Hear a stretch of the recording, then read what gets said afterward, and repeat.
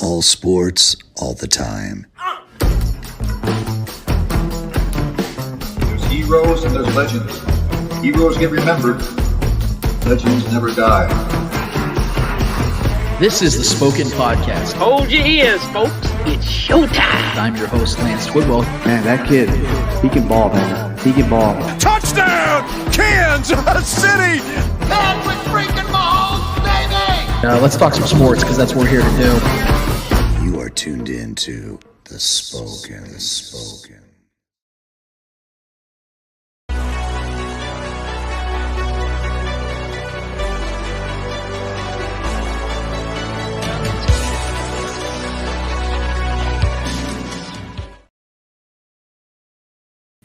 This is the Spoken Podcast. I'm your host, Lance Twidwell, here inside the Starcade Media Studios with my guy, Trevor Twidwell. What's good? Episode 237 is in full swing, full motion. We're so happy to be here with you and for you to be here with us.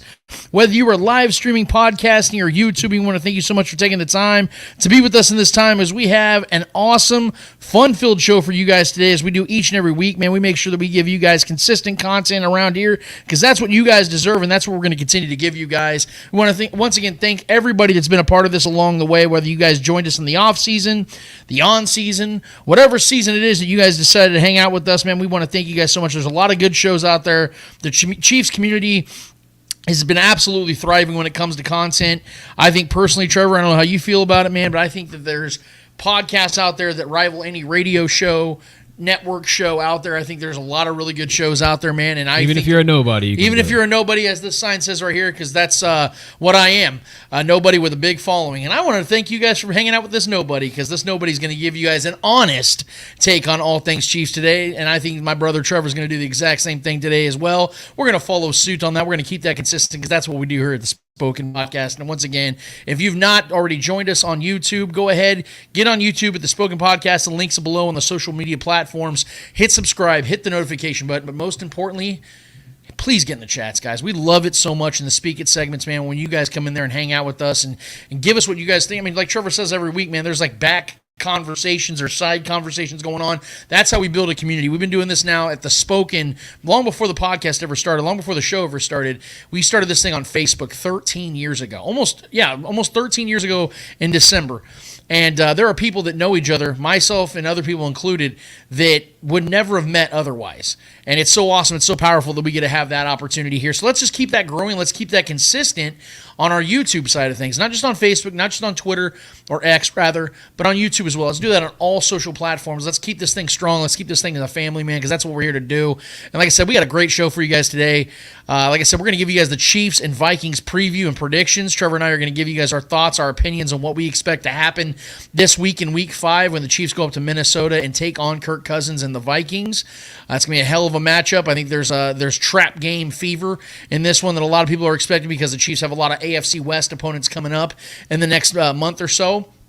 So we'll see if the Chiefs are going to come into this game focused or not. Like I said, we're going to get to you guys, the most important segment of the day in Speak It, where you guys get a chance to speak your minds, get your questions in. So do it now. Trevor will have that on the screen right now. Get your questions in now, get your concerns in now, and we will get to all of you guys as much as we possibly can throughout the show in that segment. But Trevor, let's start today because we're now a full month into the season. We're officially 4 games into the NFL regular season, and I think this is a good time to kind of get a gauge or a temperature rather on where we think the team is from a micro and macro perspective. I want us to give grades as far as what the offense and defense looks like, and then give detail on what we think these positional groups are. So, Trevor, I want to get right into it. Kind of like how we do with our prediction show every single year. We just jump right into it. Let's just jump right into this, Trevor. I want to start on the defensive side of things because I think the defense deserves a lot of credit. More credit than the offense, quite frankly, to this point of the season. That's something we've not said in 6-7 years, where it's the defense that's been the anchor for this team being 3-1 and leading the AFC right now as a whole, let alone the AFC West. But Trey, I want to start with the pass rush, the defensive ends, the defensive linemen as a whole. What grade would you give this group right now as far as the guys that are in the front, interior, exterior side of things, not the outside linebackers? We know that Spags likes to rush 4 and then throw a couple blitzes in here and there. Chris Jones and the guys, what's your grade for them this year? I'm gonna give them a B+ right now. It would have been an A if I saw a little bit more out of them in this Jets game, but they looked like they made that Jets offensive line look impenetrable, and I just didn't like what I saw of that. So I mean, this is a week by week game. So as far as what I've seen throughout every week, they've been great. Don't get me wrong; they've been probably the brightest for this entire team so far.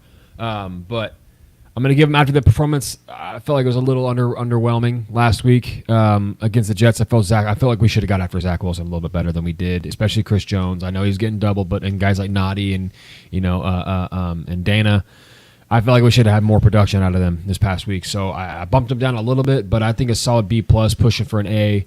I like what I'm seeing out of those guys, especially Mike Dana, a guy that's on a tear this year, a guy that's really pushing for his production to get a big payday, hopefully for him. And Turk Wharton is coming along. I like what I saw out of him. I like what I'm seeing out of him moving forward. And Chris Jones is just, the guy is just who he is. I mean, they've been incredible this year so far. Barely any practice coming into this year, or no practice really with the team, and coming in and just collecting sacks on a weekly basis. So love what I'm seeing of them, and trust me, it's going to be probably A's all around once Amenu's back. But B+ for now for the defensive line.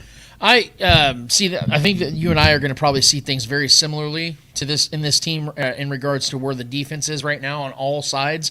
So I feel very good about where we're at right now because I 100% agree with you. You're saying we're a rational approach. Yeah, well, rational approach. Yeah, we're not sitting here telling fans that that they're what they're seeing isn't the truth.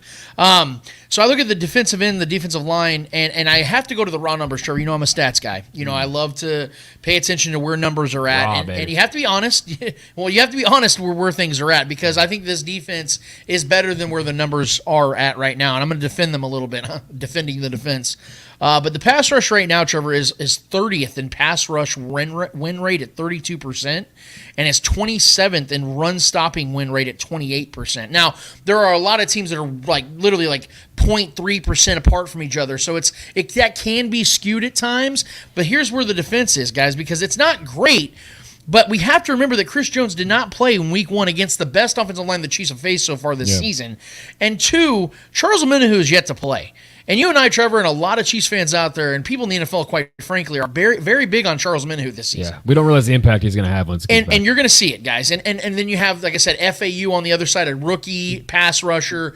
There's a lot of pressure on some of these younger guys to perform at a high level early and often, like we talked about once we found out about Omenihu's suspension, because even Karlaftis is still a molding player. Omenihu's more of a shaped, cemented player. He's year 5, year 6 now. Right. So this is more of an established veteran the Chiefs have yet to have and won't have for at least another couple of weeks.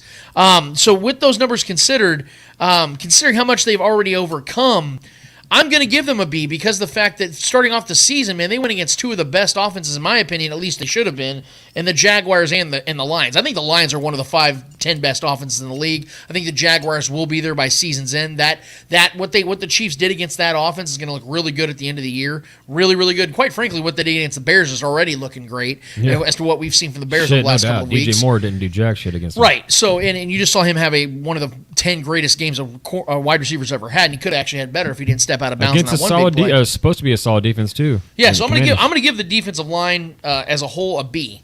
I think they've not been bad. The statistics on the win rates don't look great right now, but like I said, let's see them at full strength and then see where that starts to balance out at the end of the year. Linebackers, Trevor, where do you have outside linebackers, middle linebackers? How do you have these guys graded right now? Man, I love what I'm seeing out of our linebackers. Okay. I'm giving them an A right now. We've been really stout against the run. We haven't allowed any real runners. We've faced some good runners, right? We faced the running backs in Detroit, who Montgomery's been an absolute ridiculous stud this year so far. And they got that rookie Jahmyr Gibbs, and we faced ETN. ETN didn't do much against us at all. We faced a running quarterback who lit the league on fire last year in Justin Fields, and we didn't allow him to really get off on us at all. Or their running backs, Khalil Herbert's a stud too. So I like what we're doing. We're moving guys around. Chenal has been an absolute, maybe a breakout star for us this year. On this defense, I know he's more of like a hybrid player, so he plays defensive line, linebacker, but whenever he's on the field playing in the middle or whatever, stuff in the run or getting after the quarterback on certain blitz packages, I just love what I'm seeing out of him. Nick Bolton, need to get him healthy. I think he's supposed to play this week, is what I'm hearing. He's been practicing limited, so love that. Love getting him back. Anytime he's on the field, he's an absolute star for us. So overall, man, and then the Drew Tranquil signing's been great for us as well. He's definitely stepped up in place for Nick Bolton, and Willie Gay's always that constant, just energy guy that's out there making plays, flying around. I love what I've seen on our linebackers, man. Like you said, it's a dwindling position in today's league. Yeah, because either get after the quarterback or get picks or batted balls or be an elite coverage corner. So it's kind of like those two positions right now are dominating the what you want out of a defense. But linebackers kind of get lost in the mix sometimes. But I think we have a lot of talent in the linebacker room. So I love what I'm seeing other guys. I'm going to give them an A, man. Yeah, missing Nick Bolton for multiple games and not missing a beat, if we're being honest here. I know that the Jets game didn't go as well as the Chiefs thought they were, but let's be real, Trevor. The defense only gave up 18 points in that game. Yeah. And let's be honest, one of those touchdowns that they allowed to the Jets, the Jets set up on the 41-yard line of the Chiefs because of Patrick Mahomes' interception. Right. So it wasn't like Zach Wilson drove all the way down the field and Pat wasn't doing our defense any favors. Exactly. So you could even take that one away, and then you're talking about 11 points that the defense gave up against the Jets. So either way you look at it, they're holding opponents under 20 on a consistent basis, or right at 20 on a consistent basis. Yep. And Nick Bolton and these linebackers have a lot to do with that. But Nick Bolton being out and them still playing this way is high praise to Drew Tranquil, who to me has been the absolute glue of this defense this season. He's been consistent every single game. I'm loving and we both knew this. This should not come as a shock to anybody. This guy was a 28-year-old veteran that came here from the Chargers that knew this team inside and out. Jack of all trades. Andy Reid sought this guy out personally. Whenever Andy Reid wants a guy, that means that this guy's going to make impact. Saw him twice a week or twice a year, man. Yeah, you saw what he did with Juju Smith-Schuster the year before. Ended up getting Juju. Juju ended up playing a big role in this team last season.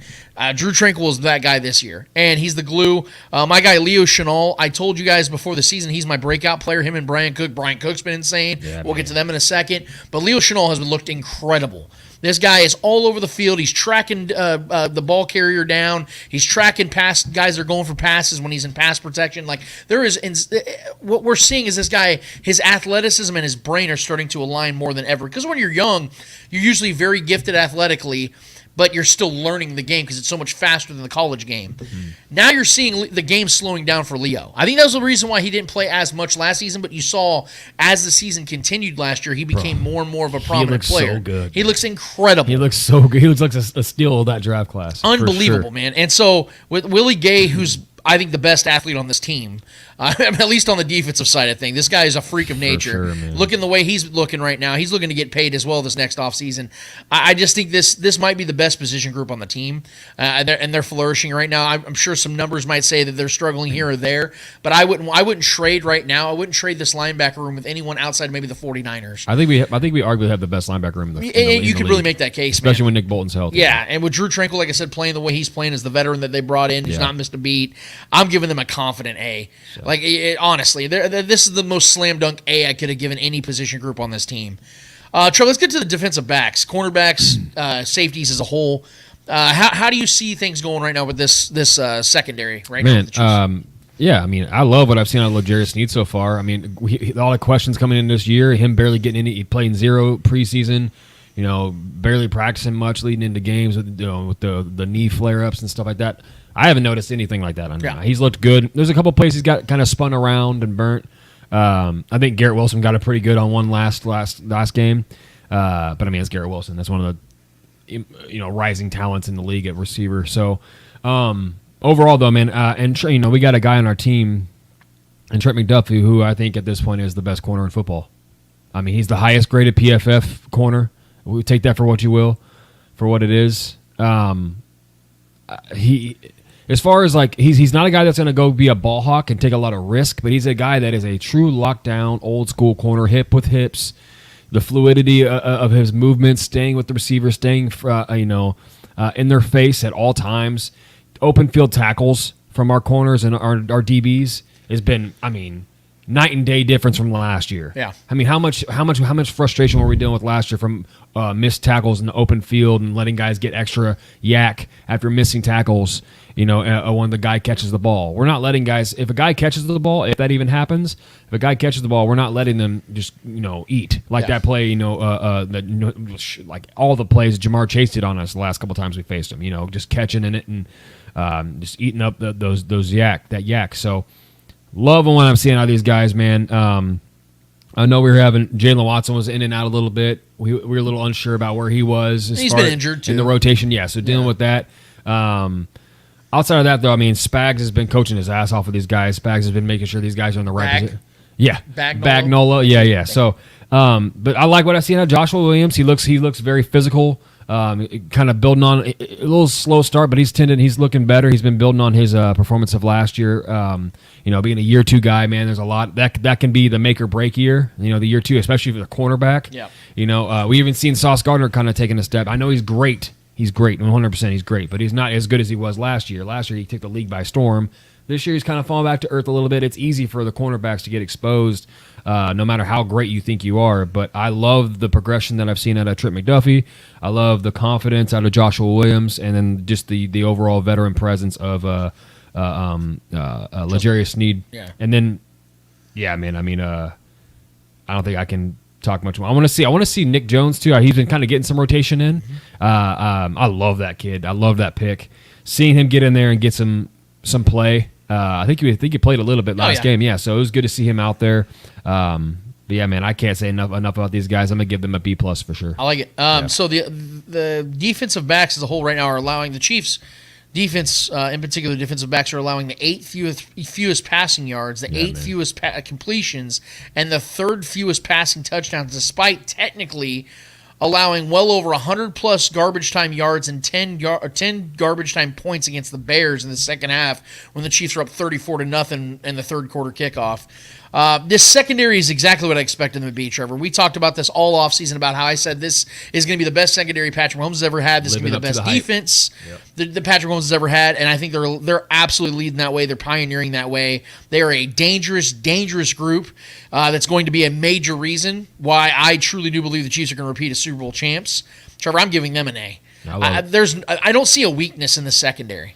I mean, you're talking about Trent McDuffie and L'Jarius Sneed. We were concerned about L'Jarius Sneed with the knee injury coming into the season. He wasn't practicing, wasn't at training camp a lot. Yeah. He is completely – it's a 180. He looks like the best version of himself. Trent McDuffie and L'Jarius Sneed right now are the best cornerback tandem in the league. I mean, it's not hyperbole. Yeah. It's not hyperbole. It's you really look at it right now. Up there with the Browns have a couple of really Denzel good Ward and what's his face. They're the only two that I would say like okay maybe them. Yeah. But confident like if I'm picking one right now, dude, I'm picking L'Jarius Sneed and Trent McDuffie because McDuffie is like you said, he's really coming into his own. He's the best of all those guys. He's a lockdown corner. I mean, he got cooked a little bit on that one play with Garrett Wilson, but again, it's Garrett freaking Wilson. Yeah. You're gonna give up a player to a great receiver like that. Expect Justin Jefferson to get a couple catches going into this game too. Well, I mean, and not to defend Trent. And again, if you want to check our full thoughts on the postseason or the post game of what the Jets and the Chiefs, what happened in that game, check us out. You'll see on our YouTube channel, Chatting Up the Chiefs with the former Chief Vaughn Booker. Trevor and I do a weekly show post game directly after Chiefs games. Get our full thoughts on this. But real quick, Trev, I mean, I'm not trying to sit here and make excuses for this defense, but I'm going to because I think this is a reason more than excuse. The Chiefs were up 17-0 in that game. I think the defense got a little lackadaisical. I think they were starting to feel a little bit comfortable, and you notice that Spags started playing that soft shell shit, and he stopped sending the dogs, which I totally disagreed with. But he stopped sending the dogs, stopped sending the pressure. Four were not getting home. The 4 were not getting home. So it was very confusing to see what Spagnuolo was doing in that second and third quarter. You started to see it in the fourth quarter, though, and what happens? Oh, that's right, the Jets couldn't move the ball. So that's how this defense fluctuates. And I think if this game would have been 7-0 going into the second or third quarter, the defense would have shut down the Jets all game long. The Chiefs would have won that game like 10-0. As we should have. You know what I'm saying? So I think they got lackadaisical, and I think Trent McDuffie got a little lackadaisical in that pass because, quite frankly, no one was expecting Zach Wilson to go out there and rope the ball around like that. So, but overall, man, I think this defensive back room, until proven otherwise, is one of the best in the league, and I think they are right now really anchoring a lot of the inefficiencies that the Chiefs could have had at linebacker. If this secondary wasn't as good as it is, I think the linebacking and the pass rush would actually be getting a little more exposed, because as we talked about leading into this segment, the pass rush hasn't been there as much as we'd like it to, especially since last season. The secondary has really helped with that, giving them a little bit more time because guys aren't breaking free and open all game long. So I really like what I'm seeing there. I'm going to keep it going. Now, when grading the defense as a whole, to me, it comes down to essentially one thing: it's points allowed. This defense right now has allowed 51 points total. The starting defense has allowed only 41 points, which both would easily rank first in the NFL by several points. This is an elite defense and will continue to be so, in my opinion. I think from top to bottom, this is one of the 3 best defenses in the entire NFL, and I don't think they're number 3. So that's why I'm very big on this. I know a lot of people give the Browns and Bills a lot of credit. I think that a lot of times, though, that some of these teams have been able to beat up on bad offenses on a consistent basis, and the Chiefs have faced a couple of really good offenses, especially, again, now that we know what the Bears can be. That's starting to look like a really good dominant performance from the defense. No doubt. Because going into that game, we're like, okay, they're going to dominate these guys, and that's not going to be like a huge thing to hang your hat on. Now, 2 weeks later, 3 weeks later, Trevor, all of a sudden it's like, damn, that could have actually been their best performance as a defense outside of maybe the Jaguars game. And again, you give up 14 points to the Lions, who I think right now are 4th or 5th in scoring offense. So I think they're a better overall defense than the Browns, because we've seen the Browns get had this year. I think they're a better defense than the Bills, because we've seen the Bills struggle at times in this season. The Chiefs have not had a bad game, not even close to a bad defensive game yet. We're a month into the season. I'm going to give these guys credit. If I'm going to criticize other position groups, and trust me, I'm about to, if we're going to criticize other position groups, we need to praise other position groups for doing their job. Yeah. And this defense is absolutely doing their job. I'm going to give them all the credit in the world. This defense, to me, Trevor, is getting an A+. Because of the fact that they are living up to the hype. I'm going to give you your credit. I'm going to give you your flowers every single time when you live up to the hype. Everybody was expecting this defense to take a step up this year, and they were 16th in the NFL last season. That's a good defense. It's an average defense. It's a good defense, though. Helped them win a Super Bowl. Yeah. They're much better this year. Much, much better. Because the rookie guys, the young guys last year, have Super Bowl prowess on their hands now. They have a ring on their finger. They have a little bit more confidence. They've built them. They've been in the rigors, the trenches of it all. That's what I'm saying. That's why I like to say that this is the year 2 for those guys, especially rookies that win a Super Bowl, especially at a vulnerable position like DB. It's easy to fall off. It's easy to rest on your laurels, and you've reached success so early, so quickly. It's easy to kind of just like, you know what? I made it, man. Yeah, I'm at the exactly. mountaintop. And you can really just take plays off or whatever you want to do. Not trying to shit on anybody from the past, but Tyrann Mathieu, we saw kind of similar situation with him when we got that, and he made business decisions. Next season, he was like, "Oh, I don't know if I'm gonna be a Chief next year," so he was taking plays off. Yep. As a fan, that is the last thing you want to see. As a coach, that is by far the last thing you want to see. So, man, I couldn't be happier about these guys. Did you want to talk about the safeties at all, real quick? Well, that's what some on DBs. Okay. But if you have additional thoughts, go ahead. I just want to say real quick. I mean, Brian Cook is, I think, going to be a star for this defense. I mean, that guy. He's kind of a throwback safety. He has that that old school mentality, man. He's out there cracking, out there laying wood. Love what I see out of him. He's a young stud. Out there, even though he hurt one of our own guys, some friendly fire last week, or was that? Yeah, it was against the Jets when he ran into was it Justin or Josh Williams, wasn't it? Josh Williams, yeah. Josh Williams got the worst end of that, but that's what happens when you get in the way of that guy, bro. He's so good. Did he not make the game-saving play? For sure. That open field tackle. That was Brian Cook. That's what I'm saying, man. That guys like that bring that mentality to this team, and I ain't gonna lie, I like what I've seen out of Justin Reed this year.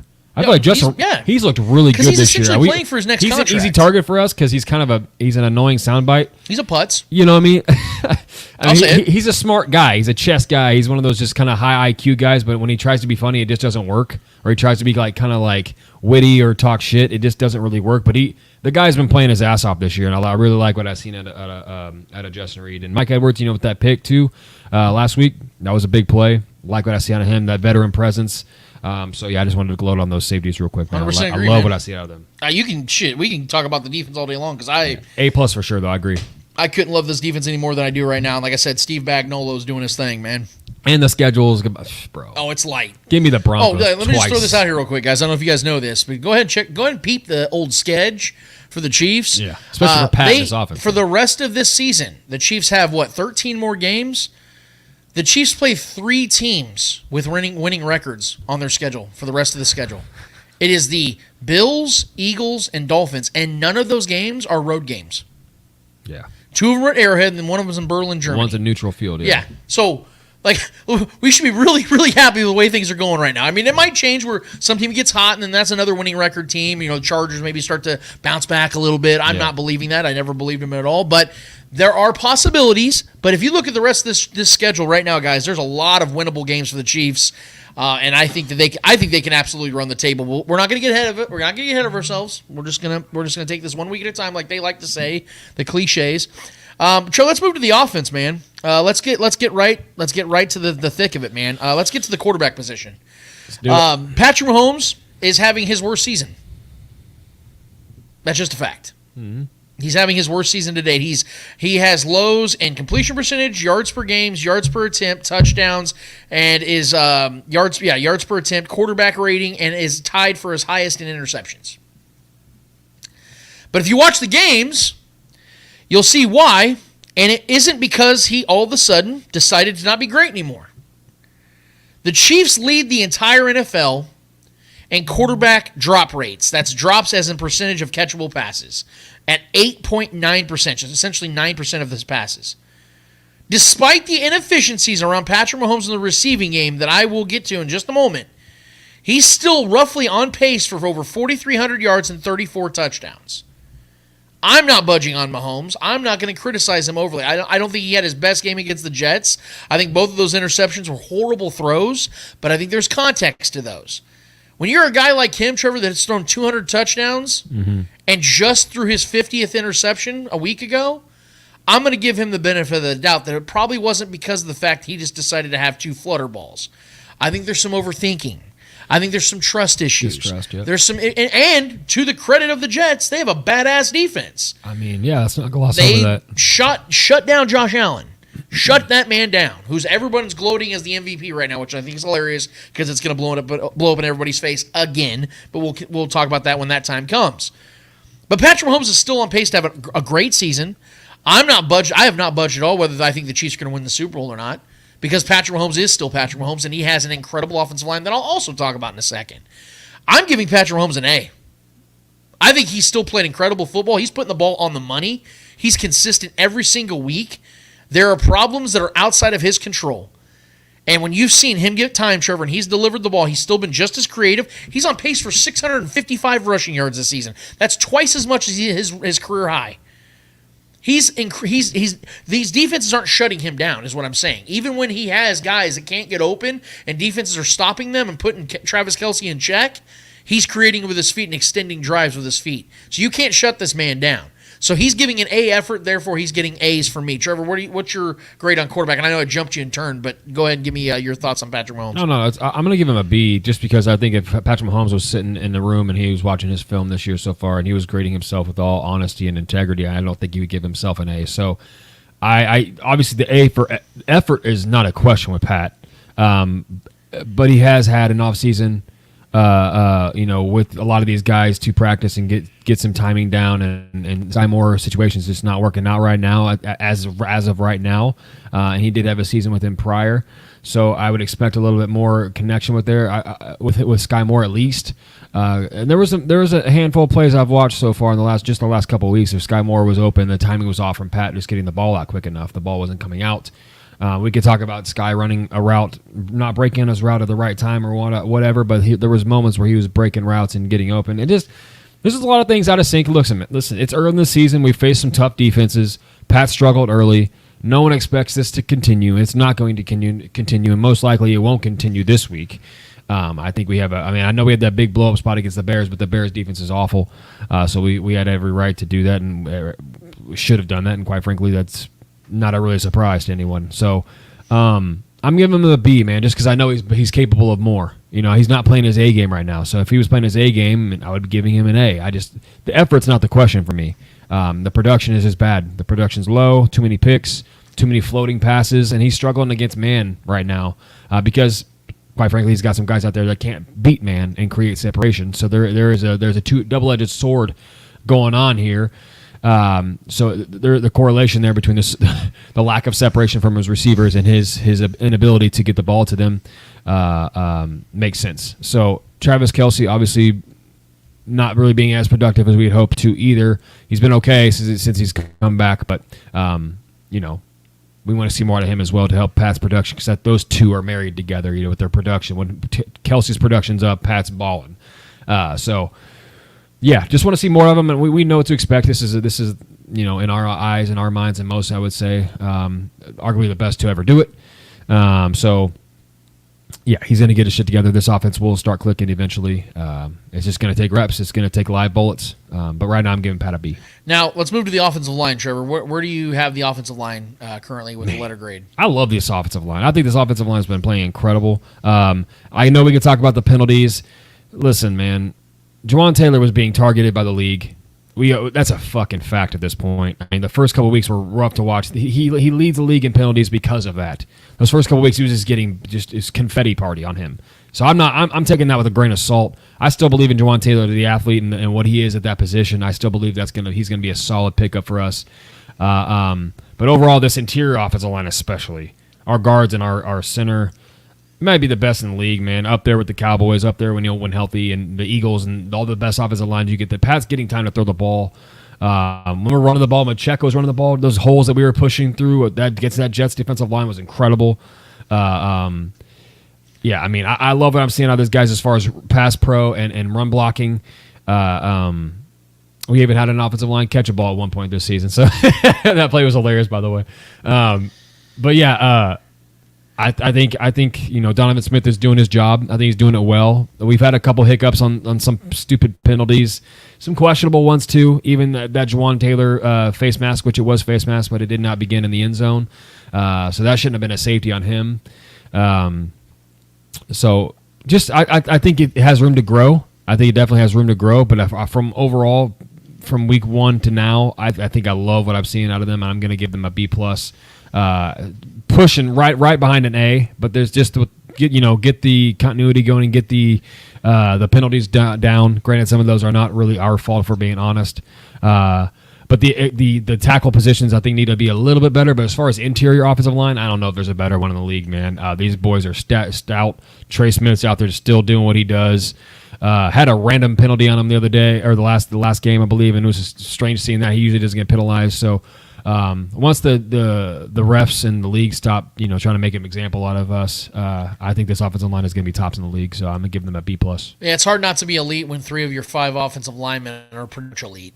Yeah. I think Creed Humphrey, outside of Jason Kelsey, is the best center in football, and I think Trey Pancake Papa Smith is really coming into his prime. Great, man. And by the way, pay Trey. I'm just going to say that now before it even gets to that place. I'm pay getting Trey. there. I'm not going to lie. Pay Trey. And Joe Tooney is looking better than he ever has. And this dude is 30 years old Just now. so consistent. His passing. You forget he's out there. Yeah. That's how good he is. He's always been great in pass protection. Always. But his run blocking is getting insane. You saw it in this Jets game. Yeah, man. How many open holes him Just and Donovan Smith created on that left side, man. And Trey doing he did the pancake papa himself out there just blowing people up, man. It was Jordan Whitehead that there was a literal tombstone on the field after he destroyed Jordan Whitehead. It's the spooky season. Yeah, it was R.I.P. Jordan Whitehead right after that play because he buried the kid right there on the field. Looking at an animatronic Spirit Halloween of him. Yeah. Remember the Jason Terry meme of him rising from his body with LeBron dunked on him? That's literally what Jordan Whitehead did. Man. So this offensive line has been the best protecting offensive line in the NFL, allowing the lowest sack rate and highest pass blocking win rate. Juwan Taylor, as Trevor just said, has been the highest penalized lineman in the NFL, but half of those were the league making a statement, as Trevor also alluded to. All in all, I haven't budged at all throughout the 4 weeks and we said this before the season. I said this is going to be maybe the best offensive line in football. At worst, it is an elite offensive line that has shown that when given the chance to run block, they can do that with the best of them. Because you saw Pacheco, once he got 20-plus touches, this man's deadly with the ball. That doesn't happen if Trey Smith doesn't do what he does. If he doesn't go out there and get in front of them and destroy folks and put fools into the ground. This is a great offensive line all the way around. It's versatile, mostly young, because like I said, Juwan Taylor's 26, Trey Pancake is 24, 23, 24, Creed's 24. Donovan's not young, but he's not old. Joe Tooney's not old, but he's not young either. I think overall this is the best AFC offensive line and Patrick Mahomes having 1 or 2 sacks on the season, and both of them were actually on him. I don't know if you saw that or not. They said those were not actually on the offensive line. Both sacks that he's been sacked on were actually him, a creation of his own, based on. Now that's speculation. That's all an opinion. But it does. Both those did look like Patrick held the ball a little too long, ran into a defender, and fell down. I mean, he does that sometimes. Yeah. So overall, Trevor, I don't know how you don't give him an A. Honestly, Yeah. in my opinion, I'm giving him an A because they've not only have they lived up to what they've done. I think they're exceeding it. Just get the penalties down. I know it's not all their fault. Before the season started, Trevor, we said, all right, 4 weeks in, how many sacks do you think they allow? I'd say like 3, 4, 5, probably, something like that. Yeah. Like a sack a game. No, it's half that. And again, both of them weren't really even on them. So the penalties be damned. I think that Juwan Taylor has been picked on. He has had some bad penalties because whether that was a safety or not, he did face mask the player. You can't do that. Yeah. If you don't do that, there's no safety. You know what I'm saying? So that's kind of where the momentum kind of shifted in the game. I think that's definitely a problem that they're facing. But I hope that the NFL starts to ease up a little bit and treats Juwan Taylor like a human being. That'd be great. Let's move to the tight ends, Trevor. Where do you have the tight ends right now? So I'm balancing this off of expectations of what we're seeing so far. What we're seeing so far, I'm going to give it a B-. Travis Kelce hasn't looked that great yet, if I'm being honest. And I'll say this. I mean, the defenses have been playing us a little differently this year. We're not getting blitzed nearly that much, and they're not playing barely any zone. There's a lot of man blitz. There's a lot of that is. Yeah, well, exactly. That's what I'm saying. So this offense is going to figure things out and get Kelce. And Kelce, the mind meld between him and Pat, we already know what that is. So Kelce hasn't done much yet, if we're being honest. He has a touchdown or 2 touchdowns on the year. He's looked great, but overall, I mean, you know what? No, I'm lying. I'm going to give him a solid B, not a B-. I'm going to give him B because I loved what I saw to Noah Gray this past game, too. He had the best offensive play of the game outside of anything Pacheco did. Pacheco was just the star of the show. But that first touchdown drive, that 34-yard touchdown to Noah Gray, I'm telling you, man, that dude's got juice. I think they need to get him a little bit more involved with some 2 tight end sets and let him and Kelce both run routes. I loved what I saw to him. That was a good route, broke free. Pat found him in stride. Love plays like that. I love what I'm seeing out of Noah Gray. So I'm going to give these boys a solid B just because I know, and this is probably going to be an A+ after this week because Kelce's probably going to erupt these next couple weeks. But with the expectations tied to Kelce, what I know he can do, and he's not doing it at the moment, I'm going to give them a B just because I know the production is coming, but as of right now, the production hasn't been what I expect it to be. That's fair. I look at this, and I probably should have given it a little bit of a precursor, if you will, as to what we base this off of. I'm mostly going off the results of what we had for the first 4 weeks, but also you can look at it as a projection as well, or what you're expectations. Expecting. Yeah. So the tight end, Kelce has had his slowest start, both in the slowest start of the last 7-8 years. And that's tied to Pat's production. Yeah, both in the fact that he's had his first injury that's kept him out of a game in a decade, and is not on pace to reach 1,000 yards in a season for the first time since 2015. So much like the issues that Mahomes is facing, Kelce is having to overcome more double teams and man coverage more than ever. I still expect Kelce to return to form and get to his 8th consecutive 1,000-yard season. It's not like he's significantly off. He's at 832 yards right now. That's what he's pacing for. If he has a big game against the Vikings where he's like 130 yards. We do play the Broncos twice. Yeah, so. and he's known to play pretty well against the Broncos as well. Yeah. I think that, if he has a couple 100-yard games over the next month, I think it's safe to say he's going to probably get to 1,000 yards. We've yet to play the Raiders, who I believe give up the most yards to tight ends. They play a lot of bad defenses coming up, man. So there's really no excuse for it to not to happen if he is, in fact, healthy and ready to go. Right. And again, I do expect him to return to form. And to your point, Trevor, a guy that I was big on before the season started was Noah Gray. Yep. He's been more than solid. Not only is he currently 5th in receptions, 4th in yards, and 3rd in touchdowns amongst all Chiefs receivers, he's on pace to smoke all of his career highs this season. And it's not like he had huge numbers last season, but just to see in 3 or 4 weeks him play this way, you're seeing him really evolve into a reliable tight end too. Definitely evolve. And I really like what I'm seeing from the kid. He's only 24 years old, which people don't seem to forget. This guy is so young still. Yep. Can still grow into becoming even a better player. But there isn't to me, there's not a better tight end tandem in the NFL. With Kelce being as great as he is, and Noah Gray becoming one of the better tight end 2s in the NFL, I really do believe he's turning into that. Because the fact that we talk about Charles all the time, like there's like 6-7 good tight ends in the entire league. Yeah. You know what I mean? Like good. Like there's not a lot of great. There's not a lot of great duos. I mean, how many good tight end 2s can you really name? Like there's a few. From Atlanta, Mike Gesicki. Mike Gesicki's a good in New one. England with Hunter Henry. Yeah, that's a what's his good name duo. from Atlanta? We We were just talking about him a couple days ago. Yeah, so- behind Kyle Pitts. Kyle Pitts and Jonnu Smith. Thank you, Jonnu Smith. Like, there's a Jonnu couple. good. There's a couple good tight end twos. Like the Chiefs have one of them. So when you consider the fact the Chiefs have by far the best tight end in football and one of the best tight end twos in football, I think this is the best tandem in football at that position. I'm giving. I know this sounds like a homer. Don't worry, guys. In a few minutes, you'll be calling me a hater. But this sounds like a homer. I'm giving them an A because of the fact that you still missed a game with Travis Kelce. Noah Gray had a solid week 1. He's been playing consistent all season long. Travis Kelce, although is not putting up big-time numbers, is still second on the team in receptions, second on the team in yards, and first in touchdowns. So I'm still going to give him the benefit of the doubt because, again, there are things that are outside of his control that he's dealing with. And I think that with that considered, he's still producing at a decent level, and that's going to continue to grow because, like you said, there's opportunities immense for him to do so. Let's go to the running back room. Trevor, how you feeling about the running back room?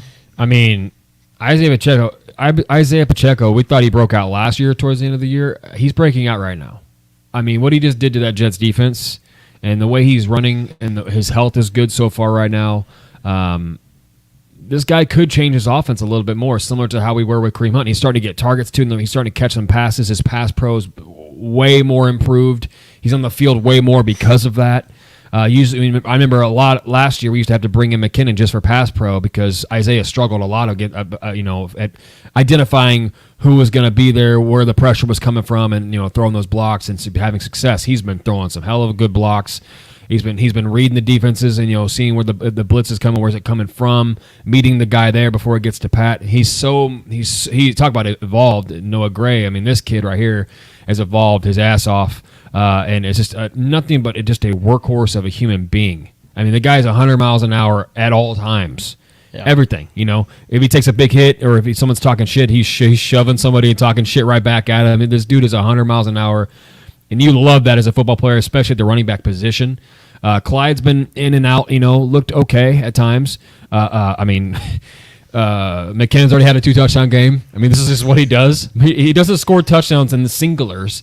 He scores touchdowns. He's a plural player. Plural. He is a plural touchdown player, man. That's all he does. He's got to have another one. He can't just have one hit. He's got to have another hit, get his fix. So, I mean, I'm sure there's 2-3 more games like that for McKinnon this year, especially as the year goes on later in the season. Once it gets a little colder outside, he tends to eat. So I love this room. I love this room so far. Clyde hasn't been as productive.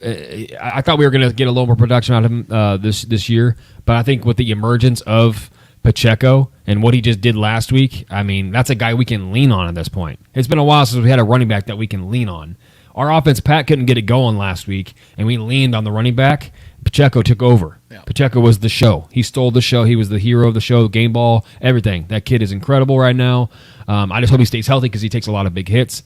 But as far as production, as far as like what we can look forward to for the rest of the season with these, like we've alluded to, these juicy matchups coming up, the Broncos, after seeing what the Dolphins backups or running backs did to them, and every single running back has done to them, Pacheco could go have 303, dude. Like the way he runs is so violent, and honestly, it's tough to defend.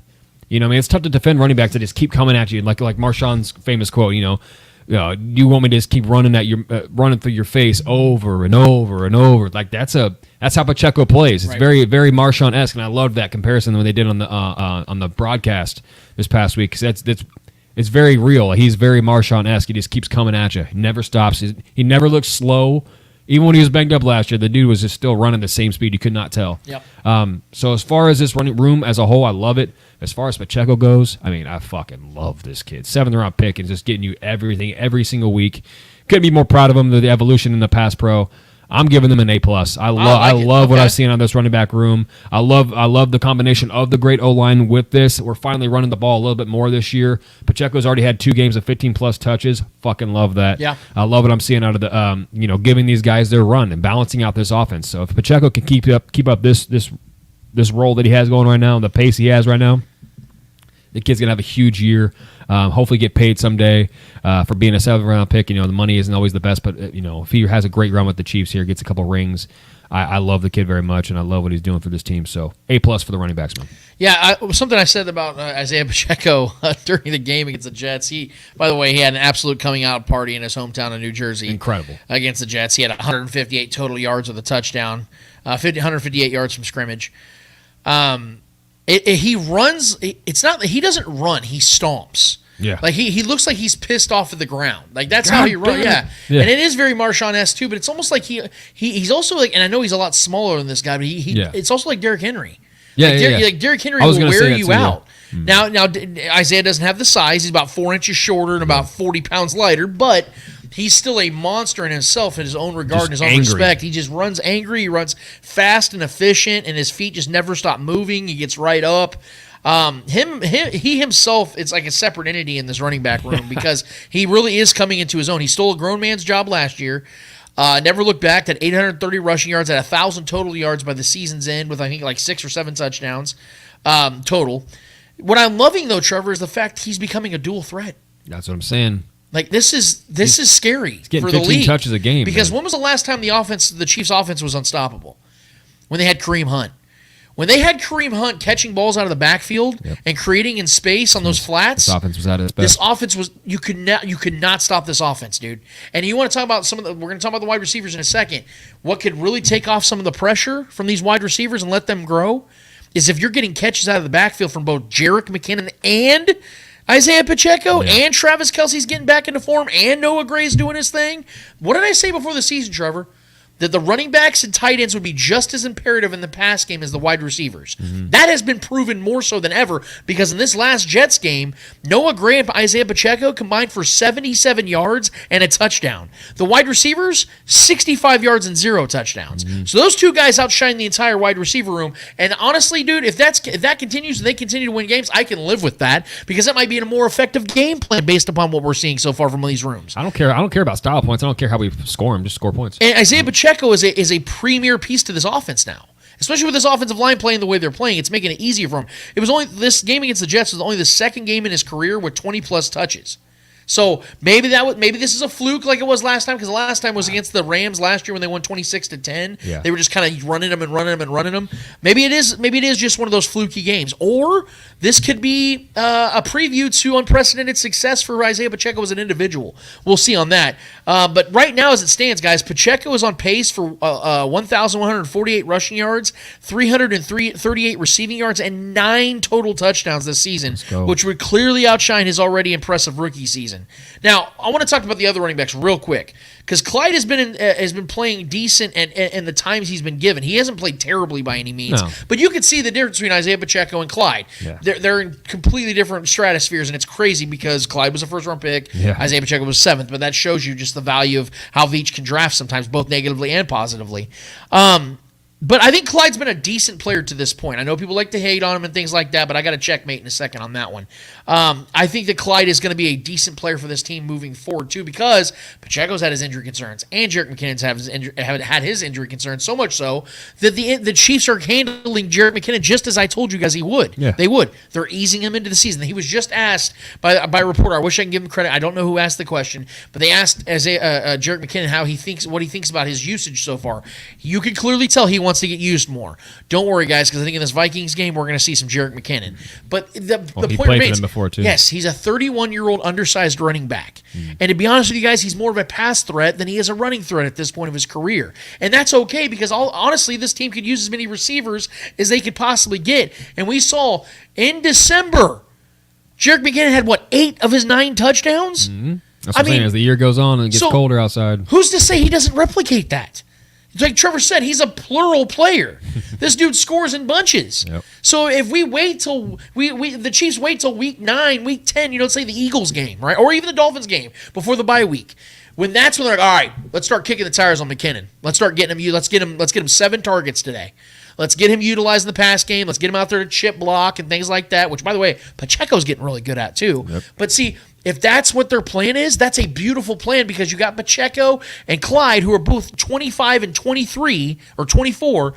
young dudes that can carry the load right now, and you have Deneric Prince and what's his name, P. Ryan in the back burner. You can utilize those guys if you need to as well. This team is deeper at running back than people realize, and I think Jerick McKinnon's going to start getting his touches in the next 4 or 5 weeks. So just bear down, guys. It's going to be okay.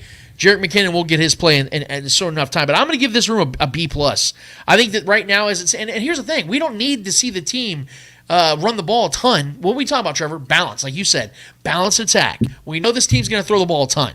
But if you have a balanced attack, and now you can rely on guys like Isaiah Pacheco, a little bit of Clyde here, a little bit of Jerick McKinnon there, all of a sudden you have defenses going, shit, well, yeah. What do we do? If you're going to play man against us all the time and try to take away the pass, we'll take 5-6 yards of carry. Oh, and by the way, like I said about 10 minutes ago, our quarterback here in Kansas City is on pace for 655 rushing yards. Right. So even with the running game being what it is with the running backs, you have a quarterback that is the most I think Patrick Mahomes is the most deadly running back. Play too high safety. Yes, that's fine. Please. Yeah. Trevor, I know this sounds like a hot take here, but I really believe that Patrick Mahomes is the most deadly running quarterback in the league.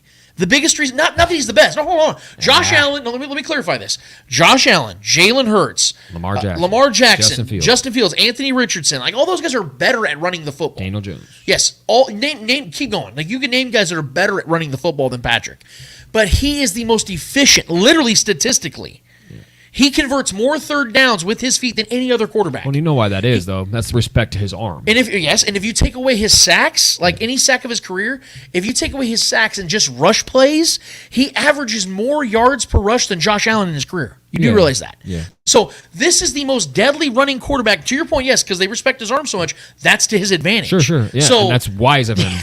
It's like Steph Curry. And he can run. Steph Curry. It's not like he's slow. Yeah, Steph Curry probably has an incredible layup percentage. That's because everyone's jumping at his three-pointer. Yeah. So he can get the easy bucket. So this is what Patrick Mahomes does with his feet as well, and it's being on display more than ever now. If we're all being honest, he's done it his whole career. Some of his best highlights of his career are with his legs. But now Titans runs maybe the best play of his career still. But now it's at a heightened level where it's like, he's running for 20-plus yards for a first down. I mean, shit, dude. That looked like the Super Bowl this last week against the Jets. It was, 3rd and 23, and he got 25 yards? Like, when you need it, he gets it, is what I'm basically saying. Yeah, now the defense got it, that's going to pull some people in, too. So that's what I'm saying. This offense is going to figure out this man coverage. Defenses can't keep playing too high safety and playing man, and trying to blitz Pat or just try to not or bring 3 or 4 guys and play man. And Pat's going to eat that up too. So things are going to fall back into our favor offensively. And that's probably the best defense the Chiefs are going to face all season. And the Jets, maybe the Bills. Outside of the Bills, the Jets are the best defense the Chiefs will face all season. So that was their test. Yeah. Trevor, if you have a beer or scotch or anything over there, you might want to take a big swig of it because no, you know what? No, before you take that swig, I want to get your thoughts on the wide receiver room, Trevor, because I think you and I agree on a lot of things, but you and I have also had our off the camera debates on this very very room even recently. Yeah. Give me your thoughts on this, and then I'm going to go ham on it. Well, first of all, let me throw on my my Kadarius Toney cape because I still believe in Kadarius Toney. I'm going to get that. Don't put it on too quickly. You might get that on the way. Injure might sprain my ankle. Might go to the medical tent. Oh man, it's not good. The wide receivers have been bad. Sky Moore might not ever happen as far as like what we expect him to be, and that sucks for me because I had high hopes for him this year. I thought he was going to take that next step. He's just not on the same page with Pat, and he's just not getting, honestly, the attention and targets and looks that I hoped he would. I think if he does get more targets, I think he would be able to produce a little bit better. But for some reason, he's not a part of like the first or second look in a lot of plays. I feel like Rashee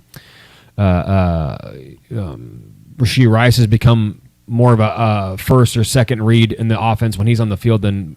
I mean, it's not a thought. He absolutely is. Rashee Rice is getting way more looks than Sky Moore is, and it's a little puzzling to me. I get it. I think Rashee Rice is the better talent, far more upside as far as what he can do with the ball in his hands. But I still believe in Sky Moore. I believe the best receiver in this group is Kadarius Toney still at this point. He has been, MIA and a lot of, he's just not been on the field much, and he's been banged up a little bit to start the year, and that's unfortunate. I still believe he has star potential, especially in this offense. We could call him a gadgety guy, a schematic guy, a guy that gets schemed touches, but I don't see that as a negative. I can see. I think he's a guy that can come onto this field and produce. But as far as produce and as far as production goes, this wide receiver room is not it right now. And I don't think we have much of a choice because what we should want as fans, because I think the Chiefs have done nothing but show us that these are the guys we're sticking with. I don't think we plan on making any moves. The answer is in the locker room, apparently, is what the vibe I'm getting from the Chiefs themselves and the coaching staff. And we're just going to hope that they figure it out. And I think they will. I mean, Pat's too great. Andy Reid's too great. There is a lot of talent, but this talent on this roster is so young and inexperienced. We don't have any real experienced guys in this outside of maybe MVS that have been around and have had success. Sky Moore obviously has had success, but he hasn't been able to build a reputation or build a rapport with Patrick Mahomes on a consistent level, and that's worrisome for sure. Rashee Rice looks to be maybe the most promising receiver in this locker room, and I like that. We've seen other rookie receivers come into this league and take the league by storm. We saw Justin Jefferson do that his rookie year. We've seen Cooper Kupp come on and burst onto the scene. We've seen numerous guys, not saying that Rashee Rice is in the same category as those guys, but we've seen guys, rookie receivers being more NFL ready than ever before. These guys are coming in, with elite skill sets and the way that the game is played so fast paced and a lot of collegiate style offenses nowadays. They tend to hit the ground running a lot of times, and I think Rashee Rice is possibly becoming that. I say Kadarius Toney. I cape for Kadarius Toney because I believe in the talent. I know what he's capable of. We just got to see it, and I know I can't convince you because it hasn't happened yet. That's just my personal bias right now. I still believe Kadarius Toney is going to have a solid year. I think he's going to score a decent amount of touchdowns, and he's going to make a lot of fans happy at some point this year. And I think that could start this week. We'll get to that. Yeah. I mean, what can you really say as far as grading these guys? Man, it's a C-, and that's being generous. I mean, Justin Watson he's basically been the wide receiver one, unfortunately, statistically at the moment. Rashee Rice, I do believe, though, he fell short of 2 different times, so he should have 3 touchdowns on the year. Fell to the 1-yard line twice and scored in his first game. So I think if he scores those 2 other touchdowns, that would help this room a little bit more as far as how we're discussing it right now, because Rashee Rice would be having a huge year right now. And he's getting more snaps every week. He's gradually getting more snaps. So I think the brightest point of this offense, and as far as the receivers goes, is Rashee Rice. I think Rashee Rice looked really good. He's got to fix the drops. But, man, after the catch, I think he's the brightest point of this wide receiver room right now. But my expectations personally, like I said, is Kadarius Toney is still the guy here.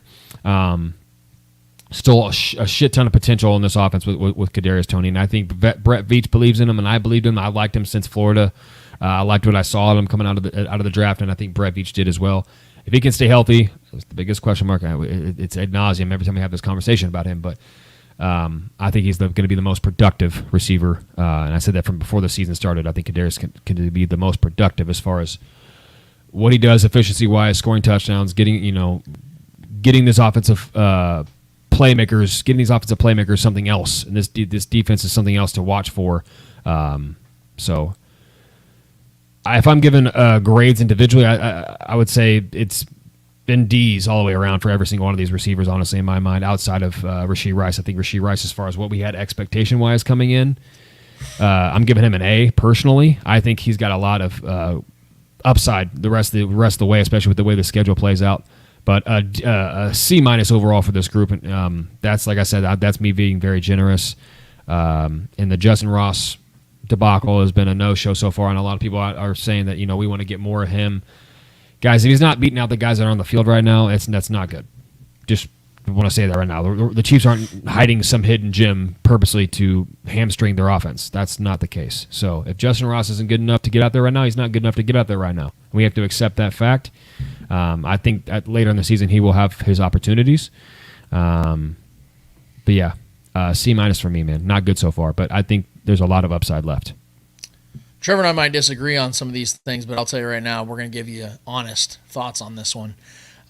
Because there's a lot of fans out there right now that have opinions on this particular position group, and rightfully so. You guys have heard me in this segment giving a lot of praise to a lot of positions because those positions deserve it. And like I told Trevor and I told you guys a little bit about 30 minutes ago, When we're 4 weeks in and there's a position group that's doing their thing, I'm going to sing their praises. But when we're 4 weeks in and one position group isn't doing their thing, I'm going to criticize them. Because got to keep it 100% here at all times. That's our thing. We have take integrity here. Every NFL roster has a weakness. Wide receiver is the Chiefs' biggest weakness, and it's not close. Here's where the Chiefs rank in receiving categories if you take away Travis Kelce. They're 21st in targets, 18th in receptions, 19th in yards, 6th in touchdowns, 16th in first downs, 19th in yards per reception, 8th in yak, and 2nd in drops. Kadarius Toney, Sky Moore, and missing VS, known as MVS, combined through 4 games. 37 targets, 22 receptions, 273 yards, and 1 touchdown. In the 2022 AFC Championship, missing VS put up 8 receptions for 116 yards and 1 touchdown. The Chiefs have played 5 games since that game, and MVS has played in all 5 of them. Here are his numbers in those 5 games combined. 6 receptions for 104 yards, 0 touchdowns. He's making $9 million this year. Our producer Clay Windler and First Things First Nick Wright, 2 dudes that we greatly love here, both have been touting this insanely misleading statistic that I have to address here. And it's the Chiefs through the first 4 games of the last 2 seasons. 2022, 45 receptions, 574 yards, 2 touchdowns. 2023, 45 receptions, 588 yards, 2 touchdowns. I cannot tell you how much this comparison upsets me. Yeah, context matters. While folks think this is a good thing, I guess I'll be the bad guy here and remind everyone that the Chiefs had one of the worst, thinnest wide receiver rooms in the league last season, and that was with Juju Smith-Schuster. So this comparison isn't exactly what I would consider praise to the 2023 wide receiver room, but let's go ahead and make the comparison. Through 4 games last season, Juju Smith-Schuster had 27 targets with 19 receptions, 224 yards. The Chiefs were averaging 32 points per game over that span. MVS, Sky Moore, Kadarius Toney combined through 4 games in 2022, 37 targets, 22 receptions, 273 yards, and a touchdown. The Chiefs are averaging 25 points per game. So basically, 3 of the most important wide receivers on the Chiefs this season are essentially giving the exact same amount of production that Juju gave by himself last season. Andy can absolutely cook. But so far, he's been cooking with his tight end running back rooms while the wide receivers continue to underwhelm. I challenge anyone to go watch the offense in the first month of the 22 season and tell me they weren't much more of a fluid passing offense, and that wasn't a worse offensive line, and Pacheco was nowhere near the running back he now is. Rashee Rice, to Trevor's point and a lot of other people's points, has shown glimpses of promise, but it's so unfair to expect a rookie second-round pick to come in here and be the wide receiver 1. The fact is, Sky Moore, Kadarius Toney, and MVS need to be doing much more than what they're doing so far. The fact that the wide receiver numbers being that close through 4 games actually makes my point. The Chiefs didn't have a good wide receiver room last season. Only difference is, at least the 2022 Chiefs had a wide receiver they knew was reliable and getting open and producing. Do the 2023 Chiefs have that guy right now? I'll answer that for you. No. I'm being told, be patient. I'm sitting here waiting all offseason in the first month of the season to see what y'all were telling me this wide receiver room was made of. How much more patient could I be? All I'm doing is addressing the fact that a wide receiver room that folks claimed was better, deeper than last season's hasn't lived up to the hype in any way, and it's caused Patrick to struggle worse than ever before. People keep telling me, Trev, trust in Veach. Let Andy cook. Here's what's funny about those cliches and who's using them.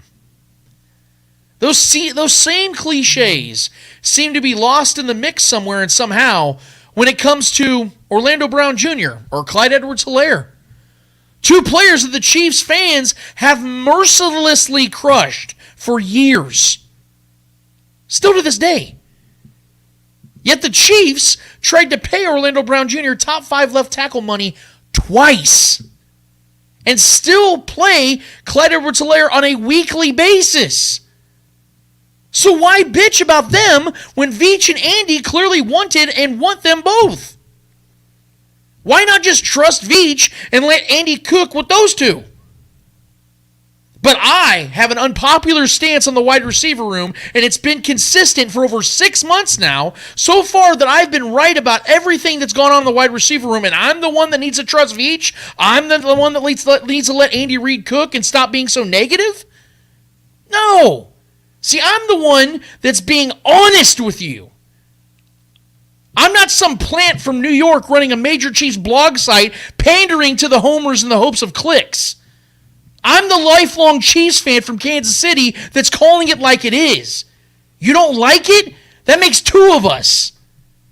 The reason I'm so passionately upset about the lack of production at wide receiver is because I want the Chiefs to stay at the top and continue winning Super Bowls. I'm a competitive man by nature and have waited my entire life for times like these, and I am nowhere near ready to relinquish them. The fact is, the wide receiver room is a detriment to this offense and team as a whole, and they may have to make a trade, Trev.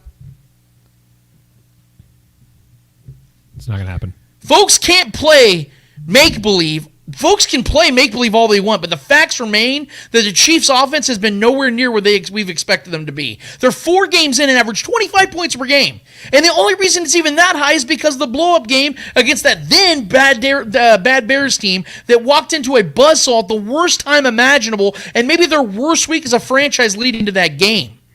That game was clearly an outlier because of the 3 games. Outside of that game, the other 3 games, the Chiefs have averaged 20 points per game. Is that the offense you've grown accustomed to in the Mahomes era? Was that the offense, Trevor, that you walked in this season thinking you'd see? Through 4 games last season, with a reliable Juju Smith-Schuster, 32 points per game. That's more than a touchdown from what we're seeing this season. That's a problem. It's fixable, but it's still a problem.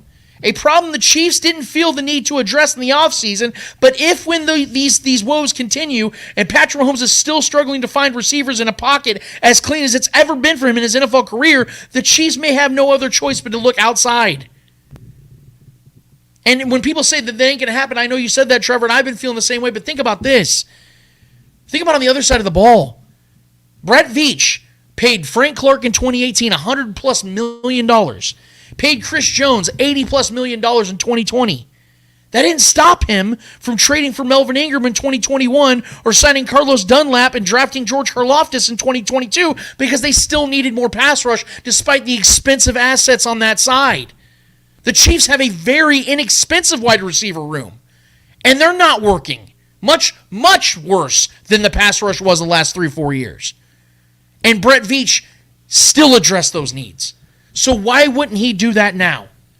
Veach won't hesitate to add a wide receiver if and when it's needed. And it may not even be a wide receiver. It might be a Kyle Pitts. It might be another tight end. It might be just a weapon. I don't know who it's going to be. I don't know how it's going to be. All I do know is, Trevor, the wide receiver room has a lot of work to do because they're failing through 4 games. And for me, they get a fat F. I'm not playing games here. I'm not sugarcoating it.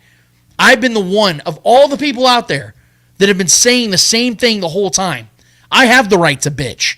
I might be a nobody. That's okay. I still have a platform. I'm going to use it to be honest with these folks. And if we all want to see this team repeat as Super Bowl champions, this wide receiver room has to play better. Trevor, do you have a reaction to this? Yeah, let me be a little devil's advocate real quick. I couldn't give them a failing grade because it's hard for me to put all of it on these young guys in this room. Sky Moore does need to be better, but I think there is a bright spot with Rashee Rice for me to give the entire group an F. I think Rashee Rice should have 3 touchdowns on the year and should be, arguably close to leading this room in receiving yards on a smaller snap count than most guys that are in this room. So that's a promising role that I think has potential to grow and be very productive for us this year. Kadarius Toney, who's supposed to be our prototypical wide receiver one, hasn't been on the field that much. So I think there is upside and potential that has not been tapped into yet. So I'm going to leave that there. But as far as the devil advocate part goes, you said yourself that you believe this team to be a team that's going to go repeat as champions. So do you think that this wide receiver room with Patrick Mahomes can figure it out?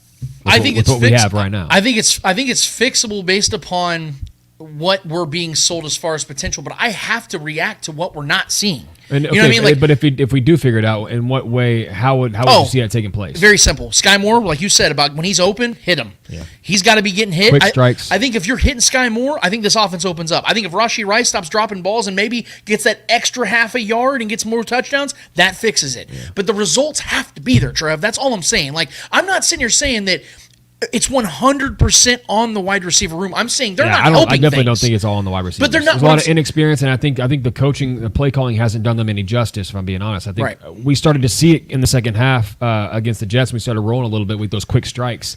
I think getting the ball in these guys' hands quick, especially if we're going to face a lot of man, get it underneath, create some yak. You know what this team's reminding me of? Man, bro. This is going to sound weird, but hear me out.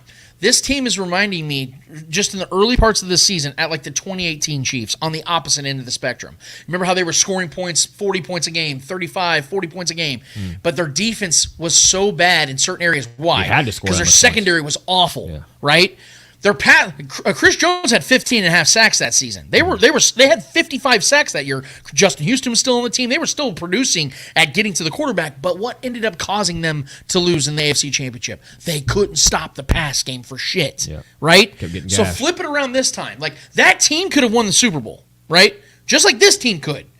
But they weren't fixing the problems. And I know you said, Trevor, like, well, Andy, they will, I don't know how, I remember how you said it, but you were like talking about how, like, they have to fix it and like all these things. Like, my problem is, I think Andy Reid, something we have to knock him for sometimes is he's stubborn. Yeah. He is stubborn. He will stick with people. He's loyal to a fault a lot of times. Bob Sutton was here way too long, and that cost the Chiefs a chance at the Super Bowl. If Spagnuolo had been here that in 2018, Chiefs were in the Super Bowl because that would have changed the whole culture, and you saw it immediately in 2019.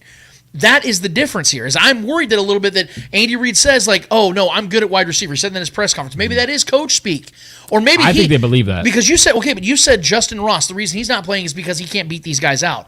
Or maybe it's the fact that Andy Reid has invested so much more assets in these other guys that he's determined to make those guys work. Think about it. MVS, the highest paid receiver on the team, right? They just gave Justin Watson a 2-year deal. Sky Moore and Rashee Rice are second-round picks, and Kadarius Toney was traded a third and a sixth-round pick. All those guys are far more invested in than an undrafted free agent. I don't think that's the case. I'm just saying, like, you have to consider that, though, because of the fact that Andy Reid knows they've invested draft capital and money capital into these receivers outside of Justin Ross. So don't you think it has some incentive for him to make it work? Well, then how did Isaiah Pacheco steal the job from Clyde? You know what I mean? Clyde was a first-round pick. He didn't lose it by injury. You know what I mean? So he technically did. He got Wally pipped, but he never got the job back because Pacheco was that much better, and when he was healthy, he was still second. Let me ask you a question. And I hope this doesn't happen. I'm being serious. If one of these guys that are getting more targets than Justin Ross, which is pretty much everybody, let's say one of them goes down with an injury against the Vikings. Tony's been down. Justin Ross still hasn't seen the field. Man. Okay, but they play. You know that as well as I do. They play two different wide receiver positions. We're still down a body. Because what do we talked about with Kadarius Toney? He's been playing more of a McColl role than a Juju role. We know this. You tell me Justin Ross isn't good enough couldn't get on in the field over Justin Watson. Not to answer your question with a question, but what was it that you and I wanted to see out of Justin Ross this year to get more of that Jody Fortson role? Right? I want red zone packages. Yes, yeah. That's not Kadarius's role. So we know that absolutely is Kadarius's role. No, it's okay. Not jump balls, but red zone package. He is going to be the red zone guy. Justin Ross and Kadarius Toney are significantly different. They play different roles. I'm saying we're down a body. You know what I mean? We've been down a body most. Right. Most so what have we games. been seeing more? Justin Watson's been playing more. Because if Kadarius Toney was healthy all season, Justin Watson isn't playing like this. Sure. You know what I'm saying? Because Kadarius Toney Justin would be Watson's eaten right now. But what I'm saying is Kadarius Toney would be getting those snaps. Yeah. Because remember when was it who got hurt last season and Justin Watson came in against the Chargers and got that big touchdown? Was it Juju? McColl or Juju? I think it was Somebody. Juju. And he took his snaps. Yeah. So, you know what I'm saying? Like, that's what Justin Watson, he's a fill-in guy. So what I'm saying is, the reason I'm bringing all this up is, if Justin Watson, because you brought up the Pacheco situation with Clyde, if one of these receivers were to get hurt and Justin Watson comes in and starts balling, don't you think that Wally Pipp happens again? Oh, it possibly could, but I mean, that's... I don't know. That's a hypothetical. We've seen it, like I said, with the Pacheco situation. I think Andy Reid will play the best talent. But, I mean, we're not heavily... outside of MVS, was not any real massive, heavy investments into these guys. Sky Moore, I guess, was a second-round pick. Rasheed Rice was our second-round pick this year. You don't think Kadarius Toney was a heavily... They traded multiple picks for but him. He's banged up. That's a different thing. When he's on the field, Kadarius Toney is the most targeted player in this when offense. is that? Like, we But got I'm to saying start seeing his target results. share when on the field is the highest on the team. And he's still only got 57 receiving yards. Yeah, but there's been a couple plays that were designed for him that got blown up, and it was just. I think He's also dropped several passes. in the first You know what I week, mean? he hasn't Like- dropped one since, man. I get it. He hasn't dropped a single pass since. I get it, but Kadarius Toney is going to be fine, and when he's on the field, he's going to be fine. Rasheed Rice is going to be, I think, unfortunately, going to have to be really good this year the way it looks, but I think he's going to be really good. Think about it. We've played 4 games so far. Rasheed Rice should have 3 touchdowns. That's very... He was on the 1-yard line short 2 different times and scored in his very first game. That is something to really, really... I think we're underrating that impact a little bit. I know, because I agree with you that Rasheed looks really He's good. only been I agree. playing... He just played his highest snaps. and he I played have to 40 be snaps last week. I have to be the matter of fact one here, though. Okay, the point is, because I've heard other people like our guy Cole at How About Those Chiefs came at me. He didn't come at me, but he replied to me about Rice? they're averaging 25, but if they scored this, if they would have scored on this drive and this drive, We they would would have average 30 this. against the Jets. Okay, guys, but they didn't. That's the point. Rashi didn't score those touchdowns. We have to be matter of fact here. They didn't score those touchdowns. No, well, we have to look at the results. My point is, he should have, though. He should have scored on those touchdowns. And I get it. Listen, I get it. He's a rookie. I get it. But those plays to score on those touchdowns were going to Rasheed Rice, and he was this close to having a bigger year. And I think that's something you got to. There is some moral victories for guys' roles that are growing. I think you do have to kind of take that into consideration. Something. Yes. Just like with Pacheco. You know I had no expectations of Rasheed this year. You know I had none. Pacheco gradually grew, and now we see what he's doing right now. That's something that's similar to what I'm saying for Rasheed Rice. I think Rasheed Rice's role as this season progresses can become massive for this offense, because I think he, pound for pound, is probably the best threat to be the deadliest weapon in this. And I'm a caper for Kadarius, but Kadarius' injury woes is what concerns me the most. So Rasheed Rice has potential to have a really big rookie year, maybe the best rookie receiver year for any Andy Reid rookie receiver. To answer your question, I do think it is fixable. I'm not trying to be Mr. Doom and Gloom, say they're fucked and there's nothing they can do. Yeah. But I have to look at what they've done and not insult the intelligence of our viewing audience here and say, no, guys, your reactions are overblown. It's all overblown. No, it's not. We are seeing a problem. Yeah. Can they fix it? Yes, because the Chiefs have the best. I believe they have the best coach for this situation. But and quarterback, yep. It has to still get fixed before we start sitting here and over-glossing and saying that everything's going to be fine. Well, that's why my Quit question... being negative. No, it's not about being negative. It's about being real. Yeah. We have to be real about a problem they have. And the weakest room, without question, on this team For sure. is the wide receiver room. 100%. If the Chiefs are clicking on literally, and I hate to do this because I know everybody says it's hypothetical, but I have to say it. If Patrick Mahomes had one pass attempt to DJ Moore this year in Week 1, the Chiefs are 4-0. Because that one pass attempt, there was a pick 6 for Kadarius Toney is the reason why the Chiefs are 3-1, not 4-0. I get it. You know what I'm saying? Like, if you just had one reliable asset in the wide receiver room right now, the Chiefs do not have a loss. Cool. That's a cool hypothetical. Then I'll go right back to mine. If Rasheed Rice gets those touchdowns, he's scored on 3 or 4 weeks, and we're talking about a breakout player for this Chief offense. But to that point, and I will say this.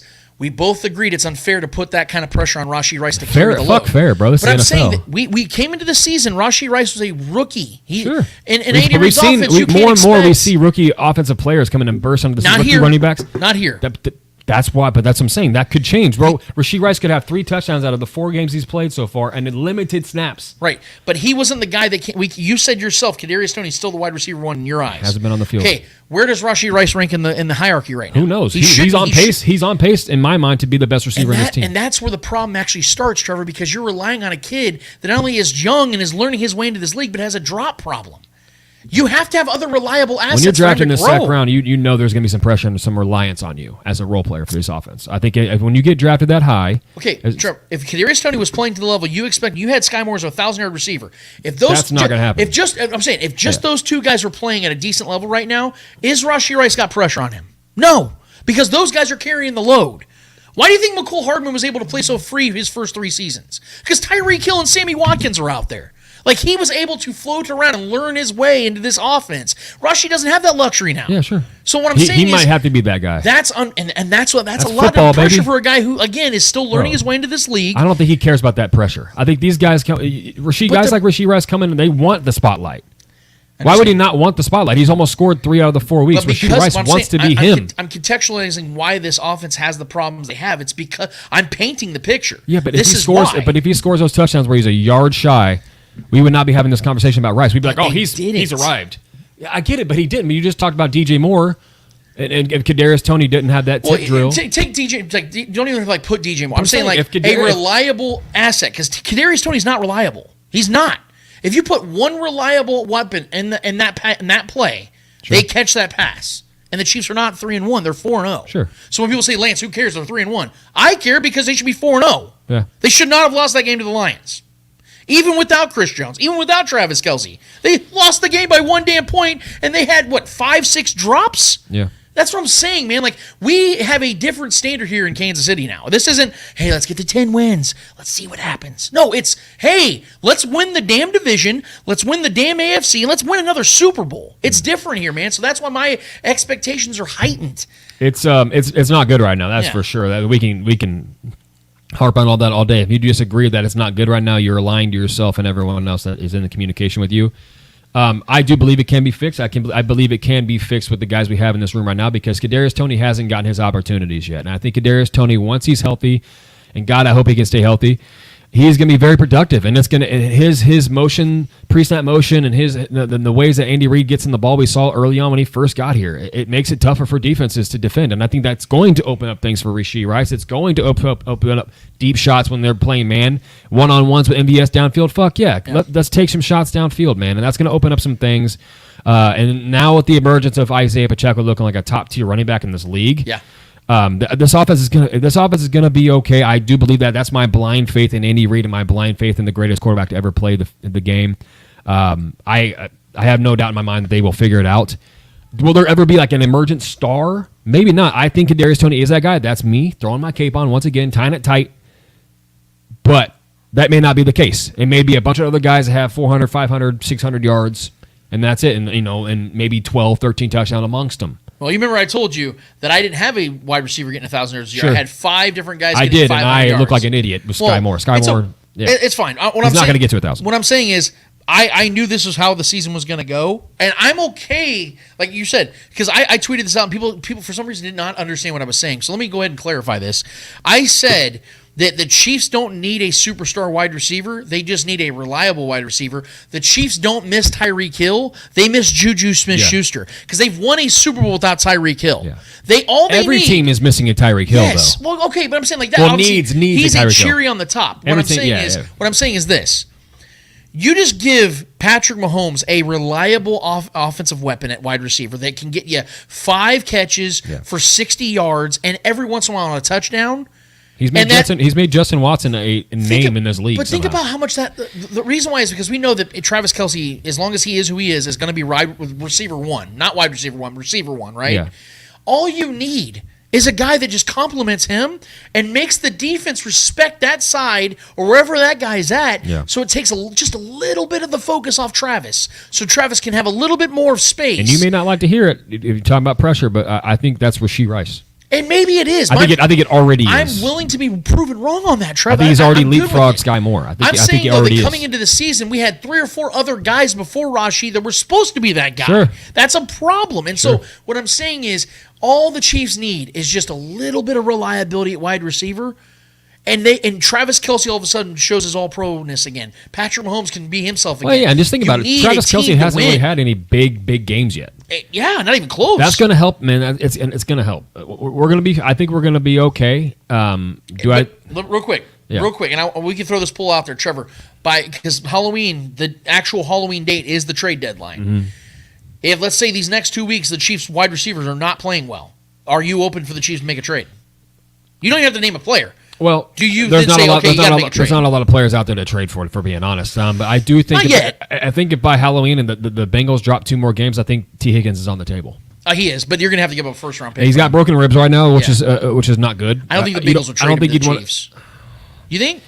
Depending on what we give up for him. If they're going to ask for a first-round pick, and the Chiefs will have like the 32nd overall pick. I would gladly give up a first-round pick for T. Higgins in this offense. Right, but no, the Chiefs 25 years old. I'm saying would the Bengals be willing to take the 32nd overall pick? Wait, I mean, I wouldn't blame them. If I'm the Cincinnati Bengals, go fuck yourself, Chiefs. I'm not giving you T. Higgins. I will trade him. That's what I'm saying. I'll trade him within the division. Yeah, the Raiders aren't trading Devontae Adams to the Chiefs. I'll trade him to the Browns before I give him to the Chiefs. I'll trade him to the Baltimore Ravens. Like the Bucks are better than they're supposed to be, so Mike Evans isn't going anywhere. Maybe Terry McLaurin. You know what I mean? The Commanders have like 3 or 4 awesome wide receivers. Maybe they want to part ways with one of those guys. The connection with EB over there. Maybe. I don't think we do. I don't think we make a receiver move. I don't think we do. I think we make a move. It'll be another position, or we could package Clyde somehow and maybe do something like that and get a receiver. That's possible, but I don't know, man. I think we're leaning into what we have right now. I think we like the cheap room that we have at receiver, and why don't you guys go ahead and let us know? Fill up the chat. I'm seeing it's already filled up pretty well, so we're going to get to that in a second. But let us know, when are you guys going to be like, all right, Chiefs, make a trade, whether it's a wide receiver, tight end, whatever we got to do to add to this offense. You got to do it because you got to hit the iron while the iron's hot. The Chiefs are a team that can very much win the Super Bowl this year. We need to add just one piece. If nothing happens over these next 2 weeks, I think the Chiefs have to entertain that thought and entertain it seriously. I would rather them not have to trade for somebody. I'd rather one of these guys emerge, but we're 4 weeks in and no one has, not even close. What do you think of like a Cordero Patterson?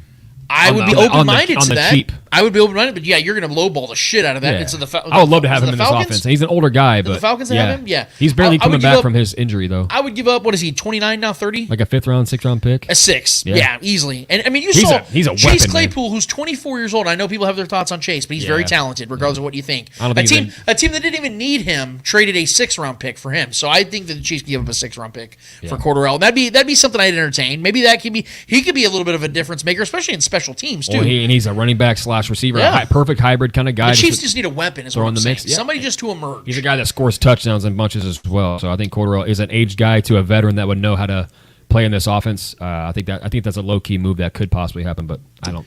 Yeah. Trev, let's get to this matchup real quick, and we got to get to our people. They've been waiting very patiently. So let's go ahead and let's briefly go over this Chiefs Vikings preview. Trev, that's cool with you. Yeah. I know there's a lot of people out there that are saying this is a trap game, and I understand why, because it's sandwiched in between AFC games, and whenever you have an NFC opponent, especially on the road, that's something you look at is, well, that could always be a team that you overlook, especially for the Vikings record. Vikings haven't been as good as we expect them to be. Trevor and I have them winning the NFC North. They still technically could, because I don't know how good the NFC North really is. That's another discussion for another time. The fact is the Vikings are a desperate team. They have their veteran quarterback on a 1-year deal. They're about to pay Justin Jefferson insane money very, very soon. There's a lot of issues this Viking team has. They can be changing a lot of things within this next year. So these guys have a lot of pride and want to fight for everything they got. I think that they're going to come into this game with the same mentality the Jets did. They do not want to get embarrassed by the Chiefs. They want to make sure they represent at home as much as they can. We don't even know how many Vikings fans are actually going to be there, and they're one of the most loyal fan bases out there. But according to what I'm hearing, Trevor, it's going to be roughly 50-50 Chiefs-Vikings fans out there. It's going to be a lot like that 2019 game that, coincidentally, Patrick Mahomes didn't play in. This is the first time he's going to face the Vikings. If the Chiefs were to beat the Vikings, Patrick Mahomes would have beaten every single team in the NFL, not named the Chiefs. And he's 28 years old. Just insane to think about. This matchup is very open and close for me. The Chiefs are the better team, without question. If you look at the Vikings right now, they're a defense that is literally begging the Chiefs to get right against them. Now, the Bears let them do the same thing, and the Chiefs did exactly that. But you could say, well, the Chiefs were at home. The whole Taylor Swift thing was going on. Like, all this good juju was happening for the Chiefs right now. Like, yeah, you're going to blow out a team like the Bears. But you're on the road this week after a frustrating win. You know, the Chiefs didn't play nowhere near as good as they should have. On Sunday Night Football in front of the whole nation. You're going on the road against a desperate team. But this defense for the Vikings, Trevor, might be the worst defense outside of the Bears they're going to face all season. If you look at it right now, Trevor, the Vikings defense ranks 31st in completion percentage, 21st in passing yards allowed, 27th in passing touchdowns allowed, 31st in interceptions, 22nd in passes defended, 24th in yards allowed, or yards per attempt, 27th in yak allowed, 30th in quarterback rating, 18th in sacks, 28th in pressures, 29th in quarterback hits, and 24th in tackles for loss. This is an horrendous defense. They don't have much talent, man. Now, Brian Flores is a really good defensive coordinator. I really like him. He's polishing this turd. I think he will eventually get this defense going, especially at the tail end of the year. And if he gets his defense for another season, I think this Vikings team can really be a lot better next year. But there is no excuse for the Chiefs offense, even as much as we just went in on the wide receiver room. Even as much as we're talking about some of the concerns and worries that we've seen for a month straight. This has to be a game, Trevor, where your guy, Kadarius Toney, goes out there and answers the call. There is nobody on that defense that can answer the call against Kadarius Toney's speed and agility. If he is a full go like they're saying he is, they've said the last 2 weeks he's been working his way back to health, and he was not on the injury report according to what I've seen. He was not on the injury report this week. He was off of it last week, too. No excuses. Yeah. Trevor, your guy Kadarius Toney has to have a game this week. Maybe Rashee Rice does. Maybe Sky Moore does. Both, shit. Kadarius Toney needs to be a guy this week. He needs to get 6 catches for 88 yards and a touchdown with 20 rushing yards. I want to see this guy perform at a high level. I want to see the Chiefs go out there and put on some points against an NFC opponent that they should very much beat. I know this is the smellings of a trap game, but as you alluded to earlier, Trevor, the Broncos defense is about as bad as the Vikings defense is. The Chargers defense has been as up and down as a roller coaster this year. They've had some moments of good, and they've had a lot of moments of really bad, and what do you know? Joey Bosa's hurt. They just traded J.C. Jackson back to the Patriots. There's a lot of shit going on. Yeah. So there's a lot of distractions for those teams. So even though those are AFC West opponents that are coming up on the horizon, I don't think the Chiefs are losing sight on what's in front of them because they just, like I said, had a frustrating win in New York. It's better than having a frustrating loss, I might add. But Patrick Mahomes knows he can be playing better. Patrick Mahomes knows his wide receivers need to be playing better. And Travis Kelce's got another week of health coming his way. Kadarius Toney's got another health coming his way. Pacheco's rolling. This offensive line's rolling. Trevor, they got to go in there and put up 30 on this team, dude. And I think they can. I think they will. I think they're going to handle business. The question, though, Trevor, this game really comes down to is we've been praising the Chiefs' defense all day. Yep. And we're going to continue to give them praise as long as they give us reasons to give them praise. They are facing the toughest wide receiver they have faced all season, and it's not close. But I want to show you real quick, Trevor, some numbers before we get to your thoughts and opinions on what's going to happen in this game. So the Chiefs, this season against wide receiver ones, week 1, Amon-Ra St. Brown had 6 catches for 71 yards and a touchdown. Good, solid game.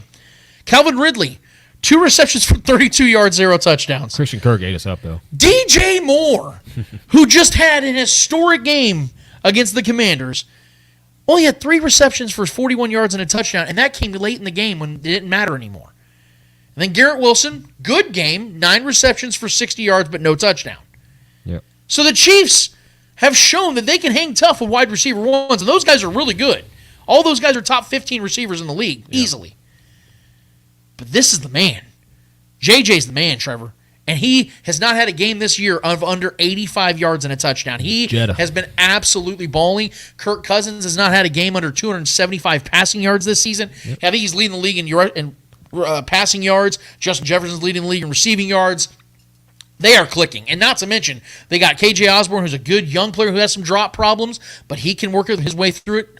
My guy, Jordan Addison's boom and bust, but that kid can at any moment give you a 70-yard touchdown. Yeah. They have weapons. Now, their offensive line is terrible.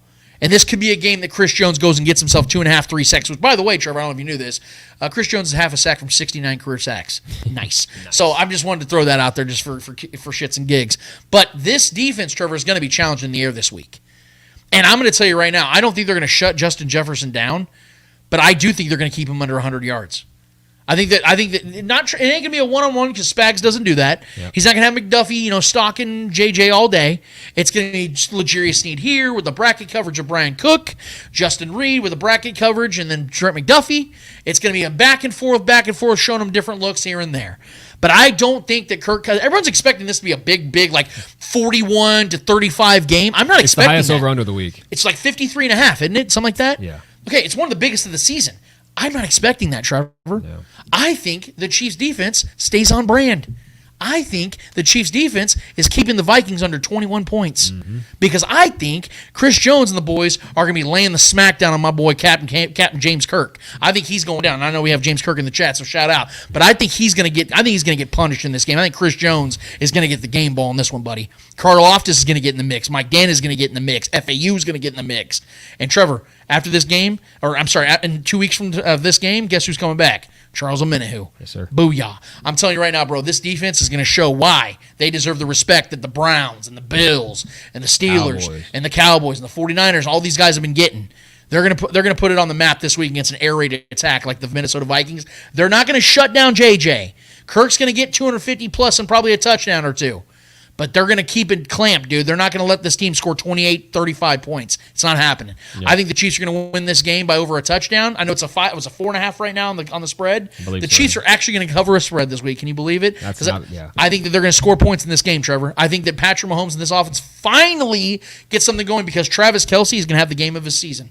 I think he's going to have over 120 receiving yards. I think he's going to have at least one touchdown. And what's ironic is I don't think Taylor Swift's going to be there, so she's going to have to watch from afar. But the point is, Trevor, the Chiefs are going to show in this game what I have been hoping to see all season long, and that is they're going to get Kadarius Toney involved. He's going to be an effective piece. Travis Kelce's going to get back to form. Patrick Mahomes is going to get back to form. This offensive line is going to continue to protect him against a very horrific and inept pass rush, and the Chiefs on the opposite side are going to show why this is a Super Bowl-worthy defense and why they're going to help lead this team to another Super Bowl champion. What is your thoughts, Trev? Yeah, I think we're going to kick their ass, bro. The Vikings... Look, I liked them coming into this year. I liked them. I liked their pieces, but they're not a good team. They're not. Their defense is absolutely terrible. They blitz at the highest rate in the NFL because that's all they've got. Their secondary is trash. I know they have one of the better safeties in the league, but he's a man on an island out there. Their pass rush is so trash at getting to the quarterback. They're just not. It's not working. And I understand what Brian Flores is trying to do, but you know what happens when you blitz Mahomes. Just saying, like you know what's going to happen. If he tries to blitz us, they have a 70% blitz rate. Like they blitz at the highest rate in the league by far. And if you do that against Pat, Travis Kelce not only is going to have a big day, I think you close your eyes and pick one of the guys out there that he's throwing to, and they can have an absolutely huge day. Yeah. Whoever's catching the checkdowns, whether it's Pacheco or McKinnon or Clyde, either one of those guys could eat. I think this is going to be a smorgasbord of points. I think we could go plus 40 on this. Like it? 40 plus on this game. That spread is an absolute joke. I think we destroy them. I do. I think this is a terrible matchup. They barely escaped the Panthers last week. An ugly win. And Kirk Cousins honestly did everything he could to lose that game, throwing a pick six on the 1 yard line. That was bad. Yeah, man. And that was the Panthers defense. Let's get real right now. That Panthers defense is okay. They have some solid players, but they're banged up as hell. Yep. Their pass rush is super banged up, and they still were giving them fits. That offense couldn't do shit against them. They barely escaped that ugly win, and nothing's more. Sometimes you'd rather lose a game than win in a super ugly fashion sometimes, especially the way that was, like especially when your quarterback throws a pick six on the 1 yard line when you should have got points there. And sometimes it feel like it's like watching a UFC fighter win by disqualification. It's almost like that. Like, yeah, you got the win, but like you don't really feel good about yourself. Yeah. You know what I mean? Like the Chiefs, the way we won against the Jets, we left a lot on the field. The Vikings last week looked awful. Kirk Cousins did not look good. So, and now you're facing it. I mean, to our defense's point, our offense is going to go put up points this week. I know that. I 100% know our offense is going to go put up points this week. Not only because we're motivated more than ever this year to do so, because we're coming off a bad performance, and Pat is probably pissed off at himself. So that narrative is all you need there. But this defense knows that this Vikings offense is capable of putting up a lot of points too. Mm-hmm. So our defense is going to be motivated, and our offense is going to be that much more motivated with Patrick Mahomes mad at himself for his performance last week. This is a terrible time to catch the Chiefs. I don't care what team we're facing. This is a bad, and then Pat on the road, who might be even better in his career, or is better on the road. With the and yeah, man, and Kelce too. Kelce talks about he thrives off the booze. He thrives off the shit talk of being in a visitor, on the road in the opposition's stadium. And man, you're gonna hear it from those Vikings fans. There's a great fan base there. It's in a dome. It's the nicest people though on the planet. It's gonna be loud, but those fans are incredible, dude. They're gonna be loud. They're so nice. That's gonna create such an atmosphere for us to get juiced. Yeah. And I think the Vikings are facing us at such a terrible time. I think we're gonna go destroy these boys. You said we keep them under 21. I think 14's pushing it. And Wow. Listen, I think they can score that little of points and Justin Jefferson get there. I think Justin Jefferson's probably going to have like 8 to 9 catches for like 100 and 120 Well, yeah, because we saw yards. the But he Bengals doesn't against the score a lot of- Rams. He doesn't score a lot of touchdowns. Yeah, we saw the Bengals against the Rams, and Jamar Chase had a monster I'm game. saying, But they it could scored, be- it was a 13 points or whatever it was. And when things get tight, our defense is so good. Yeah. And Kirk Cousins, honestly, as much as I love him, as much as he is a stat guy every single season up there, tops of the league, a lot of it's empty points. A lot of it's empty stats a lot of times, though, because they just don't win games. They don't put it together when it matters the most, when they need to score.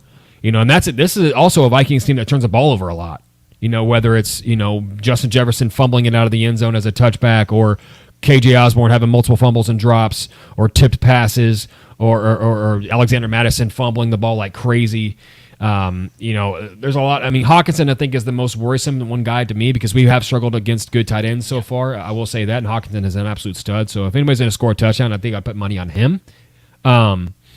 But yeah, I just think this is a mismatch. The Vikings are not what I thought they would be. Their defense is so bad.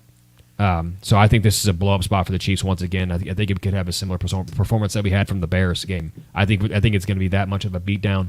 I think the Vikings will score more than the Bears, obviously. But I think the Vikings are going to be chasing points, and our defense is going to take advantage of that. Let's hope, though, that this is, based upon your scenario, a game where the Chiefs don't have to play a tight, close, physical game. It won't be. Because of the fact that it's not just that the next 3 opponents the Chiefs face are divisional foes, right? Or was it 4 of their next 6 games are divisional foes? Yep. It's also the fact that they play the Broncos 4 days after Sunday. Yep. And not the Broncos are a good team. They're not. Well, but the Chiefs, they tend to let the Broncos stay close. That will probably be a physical game. So you don't want to play back-to-back physical close games within a 4 or 5 day stretch. So this better be a game where the Chiefs, like you're saying, Trevor, go on there, put the beats on the Vikings defense. Yeah. Chris Jones and the fellas on the other side put the beats on old Kirk, First Cousins, as our guy I think by halftime says. we know this game's over. I hope you're right. I do. I think they've already done it against one NFC North opponent. I mean, I'm as confident in this win as I was over the Bears. I love that.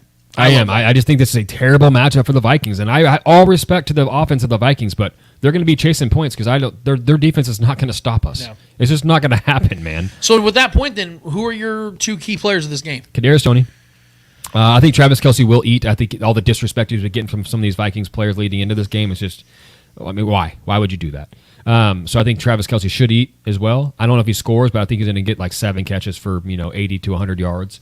But I think this is a game where Kadarius Toney, finally, I've been predicting this, gets in the end zone. Yeah. I think he's a guy that knows how to find the end zone. We've seen that from when he first got here. He was that guy. He should have scored a couple in the first couple games. He did score one, had one called back. So he's a guy that has a nose for the end zone. I think we drop some plays. I think Andy Reid draws him some plays, and they have no one that's going to be able to defend him. And his movements, whether it's a jet sweep, whether it's a straight up up the seam kind of pass, or something like the one he dropped against the Detroit Lions, that could have been a huge play up the seam for him. Could have been a touchdown. So I think we drop something else similar to that. And I think Rashee Rice could have one too. But I think my guy offensively for this game is Kadarius Toney, which means that Pacheco's going to run for 200 yards and 3 touchdowns. Well, my 2 key players are guys that you may not be expecting, but I think Juwan Taylor is going to have his best game of the season. Like it. He will not have a penalty in this game. He'll be very fluid.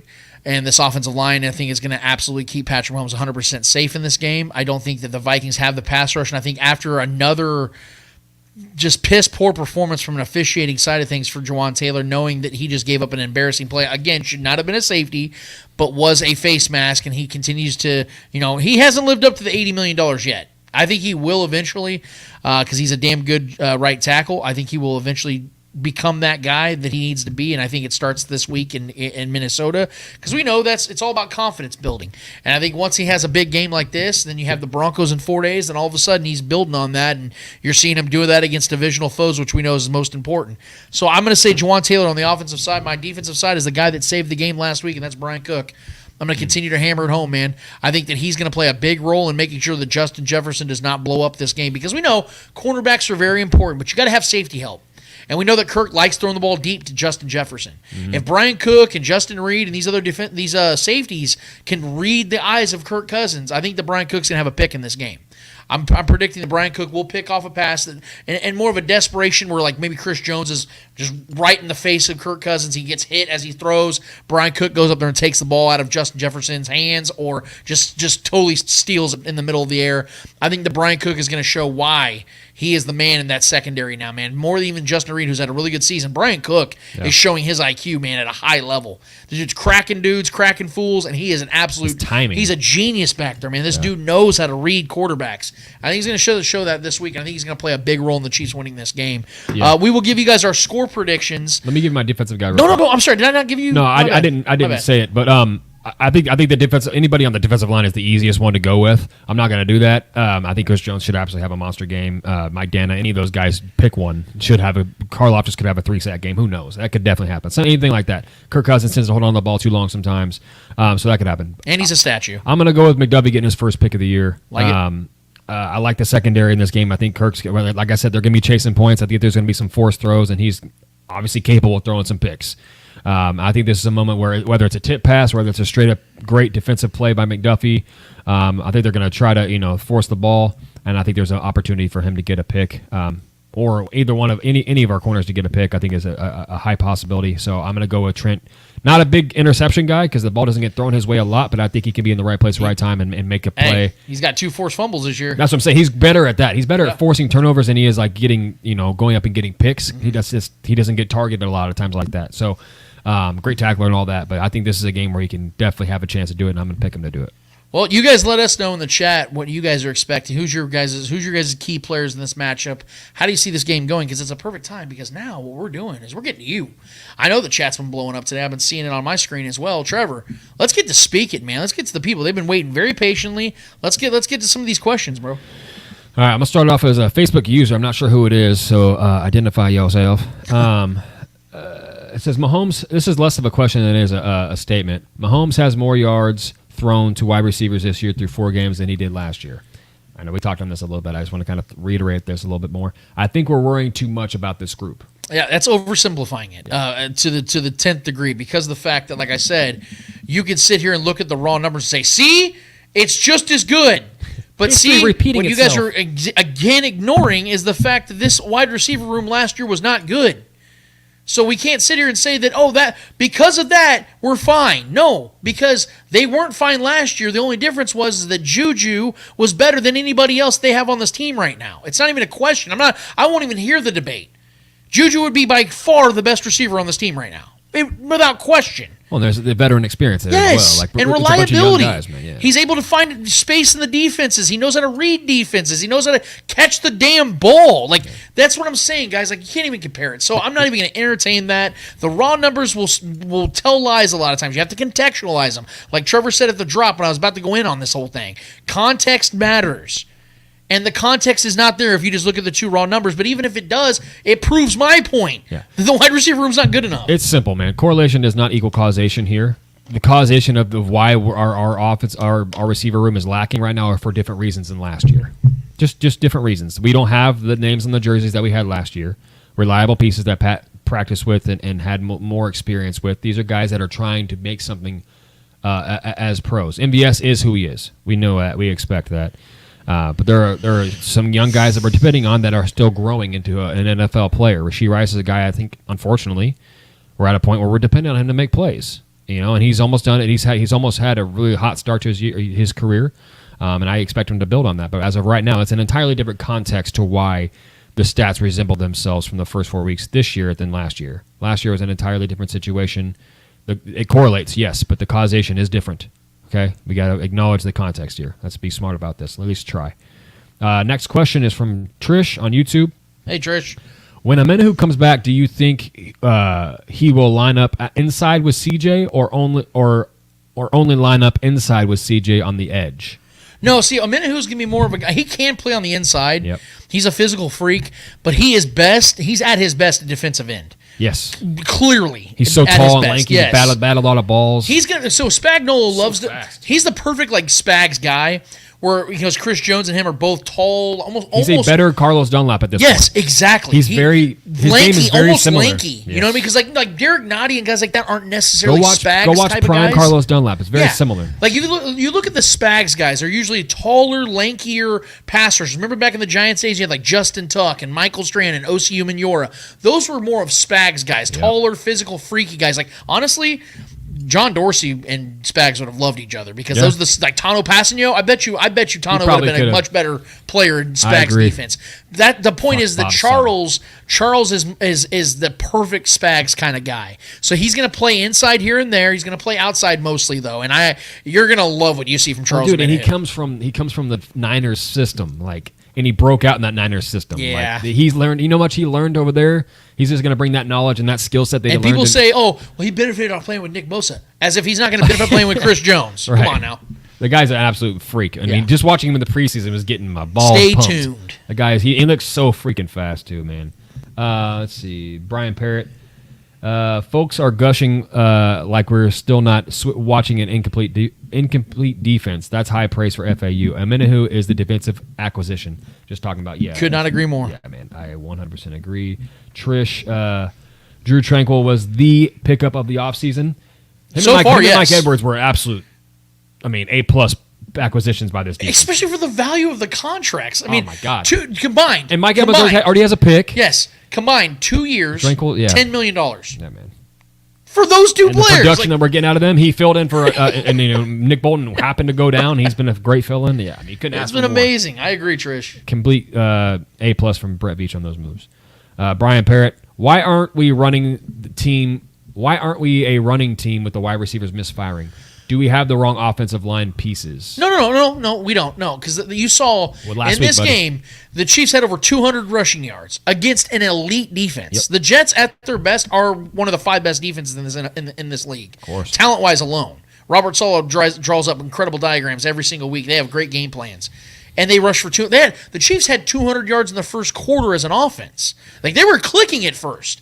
And it all started with Isaiah Pacheco running the ball. So there'll never be a run offense with Patrick Mahomes as their quarterback. When you have a guy like Alex Smith, you're going to lead the league in rushing like Kareem Hunt did in 2017.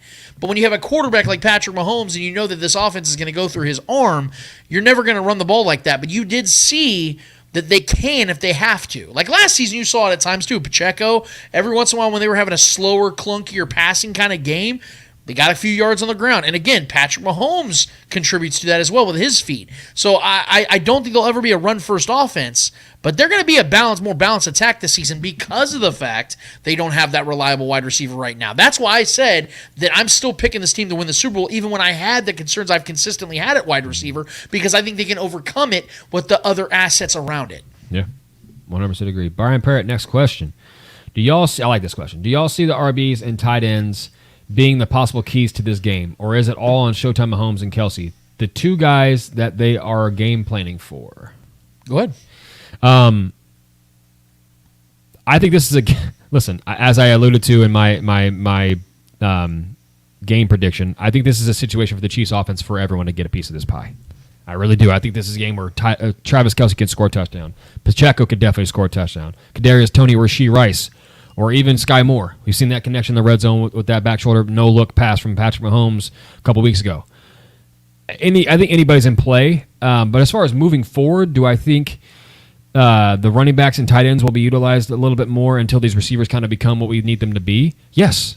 I think this is an offense when we've seen Andy Reid's offenses before, even back in his Eagles days, running the offense was running through passes to the running backs and running back production and the tight ends being involved. That's something that can be effective. We've seen the Patriots have offenses similar to that too. With when Gronk and Hernandez and the running backs there, LeGarrette Blount, and Gronk were an absolute duo in that offense. Yep. All the touchdowns were coming from Gronk and LeGarrette Blount. That can still work, especially if you want to have a more methodical offense. Not have to depend on the big plays because they're playing so much too high safety man on you. Fine, we'll run all over you. I'm okay with that. I'm okay with the offense going through that, but we do need to see progressions from these receivers, though, becoming something, route running abilities and getting open That's something. But I think as of right now, I think this offense can definitely run through the running backs. This is what I 100%. I have no problem. I with 100% agree with all that because this is what I'm saying. Like I think what happened, Trevor, is folks, and I understand, but folks got so overly excited about this wide receiver room this offseason when they were saying they were so deep and all these things. It's Guys, fantasy. You have to reel it in a little bit because what they actually need, they don't need a loaded wide receiver room. We didn't need it last Just year. need, like I keep saying, just a little bit of reliability. Just a little bit, because I don't believe this wide receiver room, even at their best, will ever be the catalyst to the offense. Yeah. It's even when Tyreek Hill was here. That's the problem. Guys, We've had all these years with Tyreek. Yes, He's an absolute outlier. But okay, sure. Why did Tyreek leave? Because he wanted to be the star. Because he knew as long as he was in Kansas City, it was Patrick Mahomes, Travis Kelce, and then him and like Chris Jones. Like, imagine if he was here with being overshadowed by Taylor Swift, and how would he deal with that? just saying. Like, my point is that he wanted to go somewhere where he could succeed while also being the guy, and so far it's worked out decently in Miami. Not as good as it is in Kansas City. That's why he can't keep us out of his mouth. Yeah. But the point is that we're talking about an offense that can and will succeed through the tight ends, through the running backs. That is why I did say before the season that I was predicting running backs and tight ends would have just as much of an importance in this passing game as the wide receivers, because the fact that we don't need the wide receivers to come out there and perform at a high level. You just got to go out there and be reliable. When the ball is being thrown your way, catch the goddamn ball. Yeah. Get open, for Christ's sake. Like, earn trust with Patrick Mahomes and Andy Reid. If you do that, this offense is going to flow. I don't give a damn if there isn't a 1,000-yard receiver on this team. I don't give a damn, because you know what? They didn't last year, and they won the damn Super Bowl. Just be reliable when the ball's coming to you. That's all I'm asking, because they will scheme you open. They will throw you the ball. You just have to perform at a decent level enough. But to the question initially, Trevor, I don't think it has to necessarily be which side's going to carry the load bigger, in this game or down the stretch. I think, honestly, it's like, I hate to do the cross comparisons between sports, but Trevor, you played basketball a long time. You and I both had, growing up. Sometimes, man, your confidence can waver. Yeah. But if you see that one shot go down and it hits the bottom of that net, all of a sudden you're like, oh, I can do this. Yeah, you're seeing the bottom of the net. In this game against the Vikings, let's say Pacheco gets a rushing touchdown. Yeah. Let's say Travis Kelce gets a receiving touchdown. Let's say Kadarius Toney gets a receiving touchdown. All of a sudden, this offense sees it go down the bottom of the net. Then all of a sudden, they're, okay, we found it. Or just layups. Layup drills. We found it. Okay, right. We got our fundamentals back. Okay, we got our feet underneath us. Boom. It doesn't matter if Rashee Rice or Kadarius Toney or Sky Moore's leading them in yards that week or a touchdown. Doesn't matter. Just be reliable. Yep. When the ball's coming your way, get that damn thing. Yes. Execution has been the biggest problem, and execution comes down to trust and consistency. Yes. If Pat trusts you and you're consistently doing your job and you're running your routes properly, trust and execution will come. Execution has been the biggest issue for this offense.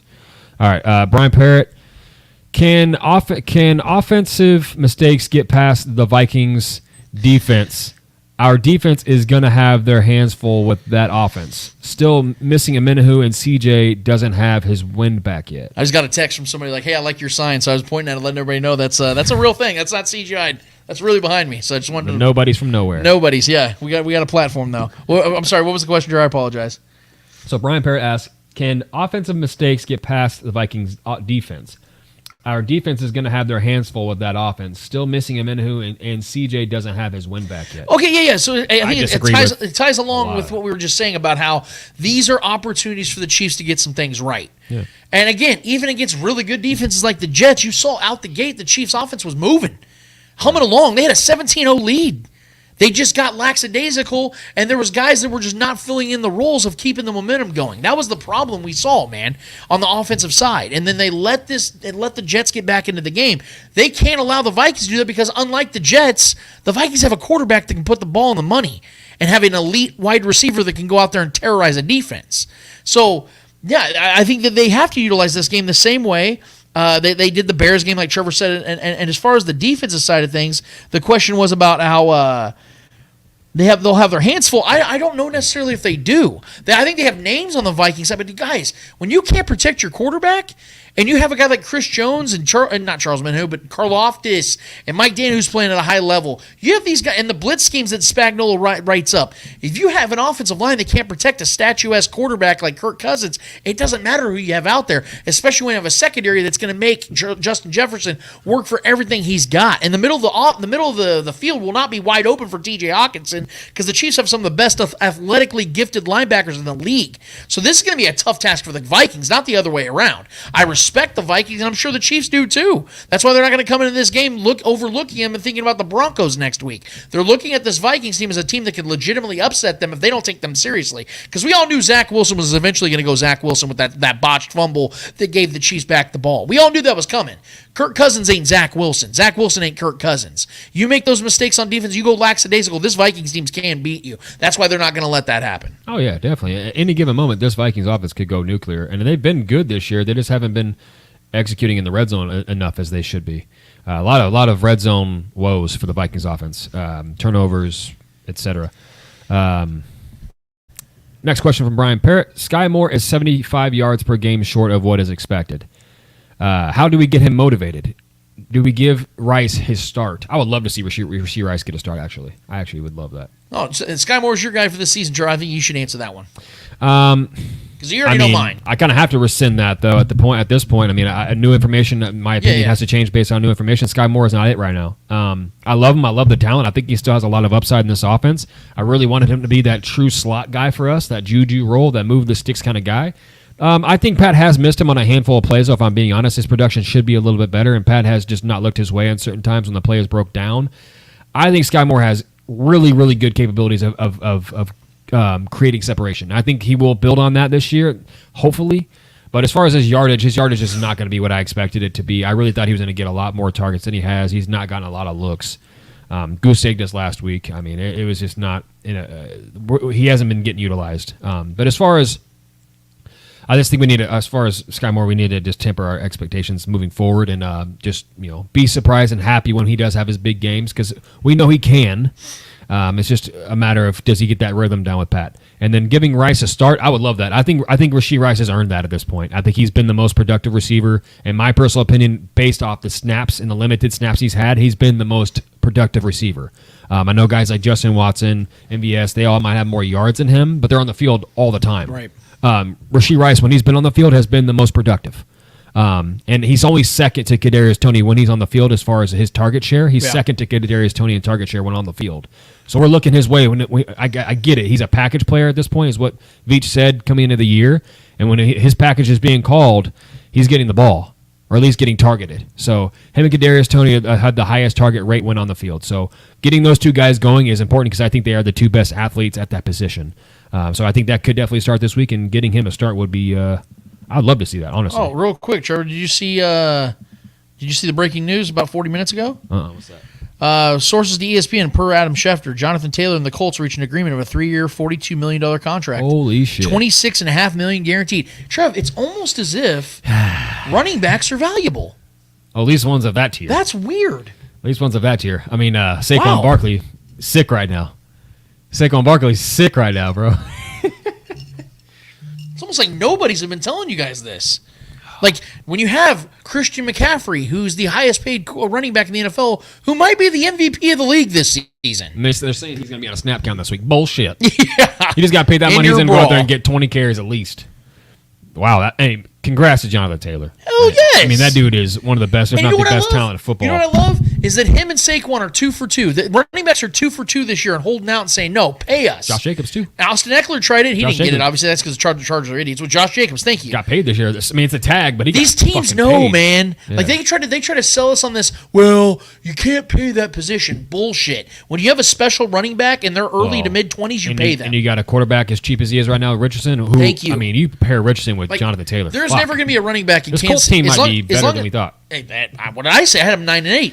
Now, Trevor, what did I say? Beat the Ravens. When you have Patrick Mahomes as your quarterback, you're not going to pay a running back. Yeah. Context matters. But when you have Brock Purdy, when you're a run-first offense like the Colts is, I mean, having an elite running back makes sense. Tennessee, it's made a lot of sense to keep. When you have Brock Purdy or Ryan Tannehill or my boy Anthony Richardson, you're going to pay a running back Yeah, because yeah. those quarterbacks are going to need some help, especially for like Anthony Richardson and Brock Purdy on their rookie deals. Daniel Jones, Ryan for Christ's Tannehill's not a great quarterback, so you're going to need running back help. Yeah. It's almost like they need to pay running backs. Context definitely matters, though. No, definitely. Trish, have the Chiefs arrived at Patriot status with the Chiefs get all the calls crap? No, okay, you know what? I'm so glad this. Thank you, Trish. Trish always seems to bring up the good stuff. This is what's so funny about these calls. I'm not going to sit here and be the idiot that says the Chiefs have not gotten favorable calls before. Of course they have. There's been some calls the Chiefs have gotten. Trevor, we're like, oh, that was not a penalty. But go look at even this Jets game. I mean, people are trying to say the refs bailed the Chiefs out because they keep referencing the Sauce Gardner holding on MVS, which, by the way, was holding. That was 100% holding. It was 15 yards down the field, which means it's past 5 yards, and you saw the shoulder pads readjust on MVS's body, just like Bradbury did to Juju in the Super Bowl, guys. And people, Trev, this is what's so funny. People will bring those up, but not only will ignore the bullshit horse collar the Chiefs got, the safety that wasn't a safety, but then we'll say that, well, the refs can't call it that time of the game. So let me get this straight. You guys are always the ones, and I'm a part of this, so I'm clumping myself into this, that say that the refs need to be consistent. But then when they're consistent, you want to bitch about that.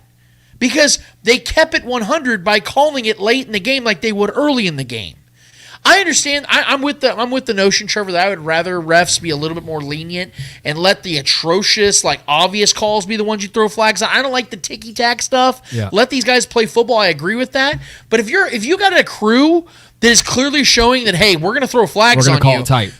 Then they're going to call flags. Yes, sir. And it's going to happen. So you can't sit here and say that was one-sided when it clearly wasn't, because the Chiefs were jobbed on multiple calls in that game alone. Yep. And when people bring up the roughing the passer stuff, we saw Justin Fields get ragdolled against the Commanders. People were like, oh, if that was Patrick Mahomes, oh my God. He was running, bro. Real quick, guys, do you know how many roughing the passer calls Patrick Mahomes got last season? 2. In 20 games. 2. And I have film that shows him getting ragdolled throughout the season. And he got 2 roughing the passer. You know what he's got this year, Trevor? Or getting smacked in the helmet? Yeah. You know what he has this year? 0. 0. Yeah. In a month. Stop the That's bullshit. Also kudos to the O-line because his jersey's been cleaned. Yeah. You know what I'm saying, though? Like, we've seen him get hit in the face. Of course. We saw him get rolled up on in the Bears game. Yeah. Like, you know what I mean? Like, nothing. Yeah. So I spare me. Thank you, Trish, for bringing that up. Spare me, Trish. I got to vent for a minute. Lance Rants too. Ruben DeCruz, do you guys think Veach might be looking for a wide receiver? I think that, like we said in the... We're on two different parts of this, but yeah. I don't know if it's necessarily just going to be specific wide receiver. I think if they find a good wide receiver for value that they can give up a 4th, 5th round, 6th round pick for, then yes, I think that would be that position. But I'm more on the side of, if and when the Falcons lose 3 of their next 4 games and they're looking to move off of Kyle Pitts, that would be a big, heavy swing I'd want to see the Chiefs make, because he's underutilized in Atlanta. They have a horrific quarterback. I like Arthur Smith as a head coach. They don't have the quarterback for that system. Yeah. And they just, for whatever, and I don't know if you heard, Trevor, but Arthur Smith was talking about a tight end in this next year's draft that he really likes. So it's almost like he's hinting at, we're not going to pay Kyle Pitts. He's not our guy. Yeah. So maybe they would be willing to give up Kyle Pitts for like maybe a mid-round pick or a couple mid-round picks, which he is more than worth in Kansas City, because, guys, there is no Travis Kelce. He is one of one. He is a unicorn. He's the GOAT, all that. But if there's one tight end in this league that has similar attributes to his physical build and ability, it is Kyle Pitts. He has fluid hips. He's big, physical, but is also quick enough to get past corners. Safeties can't guard him, and linebackers struggle against him, and he can get in open space.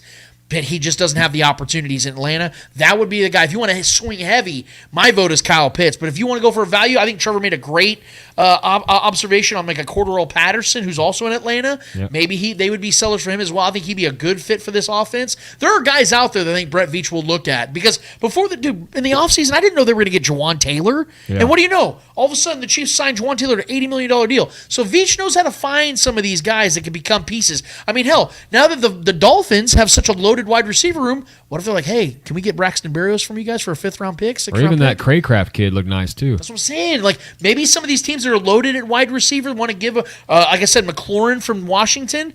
He's not getting utilized as much because they have other guys they like to throw the ball to, or a Curtis Samuel. Just thrown to the tight end. Curtis Samuel would be. Give up a 6th-round pick for Curtis Samuel. I mean, oh my God. Fuck yeah. I mean, that's what I'm saying. There's options out Another there. guy that can't stay healthy, but I do think though that I do believe, and I don't want to sound like a negative guy here because I know that's what I keep getting lumped in as, but I do believe the Chiefs will have somebody else in this receiver area that isn't on this team right now by the trade deadline. I'm not saying it's going to be Kyle Pitts. I'm not saying it's going to be some big name like Mike Evans, but I do think they add at least one guy because right now it's not working, and I don't know if it's going to. Hopefully it does, and because of the fact they're not spending a lot of money at wide receiver, I think they can afford to go and get a guy that might have a little money to his contract.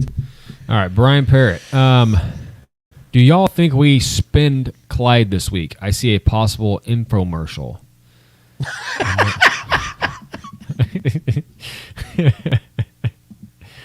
Oh my Brian's God. the best, dude. There ain't nobody like him. Yeah, I do think Clyde's going to get some usage in this game because I do think that the Chiefs are going to have a balanced attack, and if that happens, but I will say this, and I didn't even put it in my predictions, but I kind of hinted at it earlier. I think this is going to be more of a Jet McKinnon game because I think Andy Reid wants to give him a little payoff. Well, he started his career in Minnesota. I do think, or was it? Yeah, he started in Minnesota. He played with the Niners too. I think he was drafted by Minnesota, I Yeah. believe, and then played most of his career with the Niners. Yeah, and so I do think that they're going to give him like a couple touches in the red zone to try to get him a touchdown. But I do think I wouldn't be shocked if Clyde gets 5-6 touches in this game. I wouldn't be. So infomercial definitely in play. We got a statement from our guy Shaggy Shane. Let's enjoy the maturation process of the current wide receivers. They will get it. We are the champs. Let's see. Questions. Trish, do you guys think that teams will start spying Mahomes? Of course. If he keeps running for 20-something yards at a chunk, they're going to have to. And I think Pat's doing that on purpose. He's taking what the defense is giving him, and if they start spying Mahomes because of his legs, that's going to pull just another defender out of that backfield and just open up more opportunities, especially for Kelsey. Hey, defensive coordinators, can you please start doing that? Yeah, like please. Maybe this week? Yeah, maybe Brian Flores? Yeah, leave a linebacker up there to spy or a safety to spy on Pat. Now, I'd love that. Yeah, I mean, come on. Because in the middle of the field comes wide open and Travis Kelsey can get 15, 20 yards per reception. Well, shit, yeah. I mean, Pat even said that himself. He said, I hope that, they give me a spy. Please do. Yeah. Please do. That'd be great. John Harrison. Yeah. When teams play the two high safety deep zones like the Jets did, it invites teams to run. So run the ball, and Mahomes needs to run instead of forcing balls into tight windows. Of course, I agree. I mean, that it was production is production, man. Yep. And I will say this though, Trev. I'm trying to envision myself being able to have the talent of Patrick Mahomes and thinking about like I can fit that. I can fit that ball. Like I can make that whip. I could throw this ball over the mountains. Yeah, I am the real Uncle Rico. Like you guys laugh at the movie and the memes. I am that guy. So like, Brett Favre always talked about it. He goes, there wasn't a window I couldn't throw a ball through. So I think sometimes it's an ego thing. It's like, oh no, I can make that throw. I don't want to run. I don't feel like running right now. But I do agree with John overall. I do believe that when you see that cover two. Yeah. I do think the running game will be that much more effective. Patrick Mahomes will continue to extend drives with his legs, but I think at the end of the day, this team will win a Super Bowl and win Super Bowls based upon what they do in the air. Yeah, it's tough to be when you're as talented and you have overcome what defenses are trying to do to you, and you're still producing against the schemes that are supposed to take away certain things, and you're still doing them over the years. Right. Pat still beat defenses even when they're playing the right coverages. He still beat them over his career, and these teams have tried to blitz him, and he still overcomes the blitz at a highest rate in the league. And like sometimes the confidence is over the top. Sometimes where you feel like you can just float the ball over these good Jets defenders, and they made you pay. And that's Pat is a human being at the end of the day, and he made some human being errors, and he's had many more successes than he has errors in his career, so he's earned that benefit of the doubt. Tough game, but I expect a big blow up spot here against the Vikings. Brian Parrott, what happened to tossing a high pick into the fire into a starting spot like McDuffie and Pacheco? If you can't trust their ability, then I question if they're both worth the pick. I'm not sure where you're getting at. Maybe you can elaborate a little more, Brian. We got Well, Trish. if he's talking about those two players in particular, I think that they've shown that they more than trust their ability. Yeah. I mean, Pacheco is a 7th-round pick they threw a flyer at, and he's, without question, running back 1, and Trent McDuffie is one of the best corners in the league. I think he might be talking about I think he's talking about Rashee Rice here. Because he's saying what happened to tossing a high pick into the fire. So I'm thinking maybe he's talking about starting. Okay. Yeah, I wasn't sure. He didn't mention Rice, but I think he's kind of a follow-up thing from when he was talking about Rashee Rice starting. That makes sense. Because Okay. we started Pacheco, we started McDuffie. Well, okay, the only reason my response to that is that no position is created equal, or no position has the same development. So wide receivers in Andy Reid's offense are a much more, you have to really come about. Because if we still believe in Sky Moore, he's 2 seasons in now. He's 24 games in. Like we're now it's starting to become that place where, all right, Sky, you really got to start developing. Rashee, it's like, dude, come on, let him ease into his career. My God, this kid's young, like he's learning the offense because Andy Reid runs one of the most specific and detailed offenses in the entire league. That's why I said even if you were to add a D-Hop or an OBJ in this offseason, you're going to have to allow those guys a little bit of time too, because even as veterans, it's not going to be that easy for them to learn this offense. Yeah. They run a very delicate style of offense. And so that's why I think you don't just throw guys like that in the fire, because a lot of times they get overwhelmed real quick and start overthinking things. When it's Trent McDuffie or when it's, any of these other guys, it's a lot more simplistic. I don't want to say that their job isn't as hard. Trust me, I'm not saying that. But they know their goal that game is to lock down this guy, play in this zone, lock this up, make sure you blitz at this time, things like that. Wide receivers, you have to be able to, it's all about timing, it's all about rhythm, it's all about things like that. You have to make sure that you're always on top of your, Reps too, man. It's different. Like I said, live bullets. And I think Rashee Rice honestly will get there. Trish, her question falls right in line with that. Is Andy Reid's offense that hard for young receivers to grasp, resulting in a delay on play time? Go look in just the last 10 years of any good wide receiver or any receiver the Chiefs have had, period. Look at their rookie season and then look at like year 3 or year 4 if they're still on the team. It's significantly different. Look at Tyreek Hill. Tyreek Hill's first season had less than 600 yards, and I think he had 6 total touchdowns. And that's Tyreek freaking Hill. Yeah. And then you saw in year 2, year 3, year 4, became a stud. Because he learned the offense, he grew as an individual, because it's already hard enough to play in the league as it is, let alone playing in an offense that you have to be at certain places at certain times, rhythm, create. What's cool about Andy Reid is he has such a detailed offense, but he also allows creativity within it. So, like, if you've earned his trust, like Travis Kelce has, over the last 10 years, he's going to allow you and Patrick Mahomes to come to him and say, hey, we got this cool play we want to run. And if he likes it, because he always says, I have 51% of the vote, then he'll put it into the offense, and you will see it implemented. And he will put a little bit of he has that, what they call the beautiful mind board that he has, where all the coaches go up there and write their own versions of plays, and he'll take a screenshot of it and then decide what he wants to do with those plays.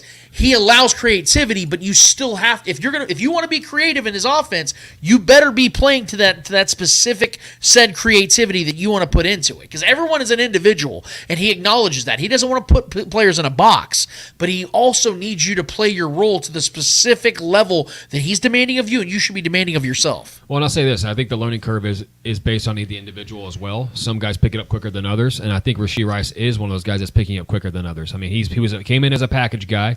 His snaps have gone up every single week. I think that's him earning trust from the coaches and earning trust from Pat, and he should, honestly, I know he's got 1 touchdown, but he should have arguably 3 touchdowns if he just has a couple more inches on each one of those plays. Yeah, go ahead. And not to bring him back up just to bring him back up, but I have a reason for it. This is also because of the fact that if Rashee's going to be thrown in the fire, then so does Justin Ross. Because of the fact, Trevor, that they're not getting that production out of the other guys outside of Rashee. So why in the world are you not putting Justin Ross out there to get his opportunities? He's had, 3 targets this season? It doesn't make sense. If you were getting production out of Sky Moore, Kadarius Toney, I'd totally get it. Yeah. Because it's like those guys are doing their thing. That's a valid question, man. You know what I mean? Like, put Ross out Trust there, me, too. I want to see Ross out there, because I think he's more talented than MVS. I think he's more talented than Justin Watson. I think he's more talented than all those guys, for sure. And I think everyone would agree with me. I think that's why a lot of the fans are really pushing for him to get more snaps. And I think as the season goes on, I think that will happen. And I think Rashee Rice will 100% be the number 2 receiver on this team. I think at this rate, I think he's pushing. I think Kadarius Toney will be the most, barring health, will be the most productive. Like I said, I think Rashee Rice. I know we talked about him. Brian's been on here talking about him being a starter. I think perhaps after this week, his snaps have gone up tremendously every single week. I think he's going to be the guy I think he's going to be a starting wide receiver moving forward over guys like Justin Watson, and I think he might be taking some snaps away from Sky Moore, even though Sky Moore plays a different kind of role.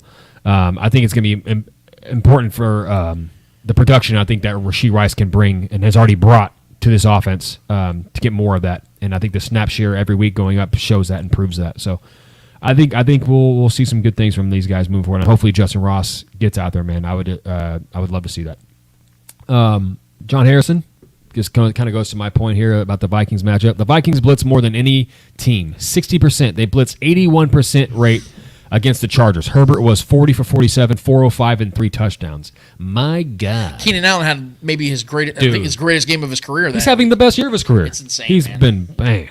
I know he's a Charger, but I've always loved Keenan Allen. I've always loved his game. He's the fact they're using more on the outside now than just like as a slot guy, Yeah. I love it because that's what he was in college. He was an absolute killer on the outside. Yeah. So I love that he's throwing a touchdown now. Like, dude, I know it's the Chargers, but I love competitive players, and Keenan Allen is just one of those guys that's just a competitor through and through. I got nothing but respect for those kind of guys. But yeah, if Herbert's going to put up that kind of stat line, boy, if we can get these receivers going and get Kelsey going, get these running backs going, our offense could absolutely have a blow-up spot here. Not to be negative here, not on the flip side, if the Chiefs wide receivers still struggle in a game like this, when we've seen so many offenses just go off on this Vikings defense, then I think the whole trade scenario thing starts to become even more at least one of them show us some life. Yes. You know, if it's a Rashee Rice blow-up spot, cool. If it's Kadarius blow-up spot, which I really hope it is, I think this team needs that. I think he needs that.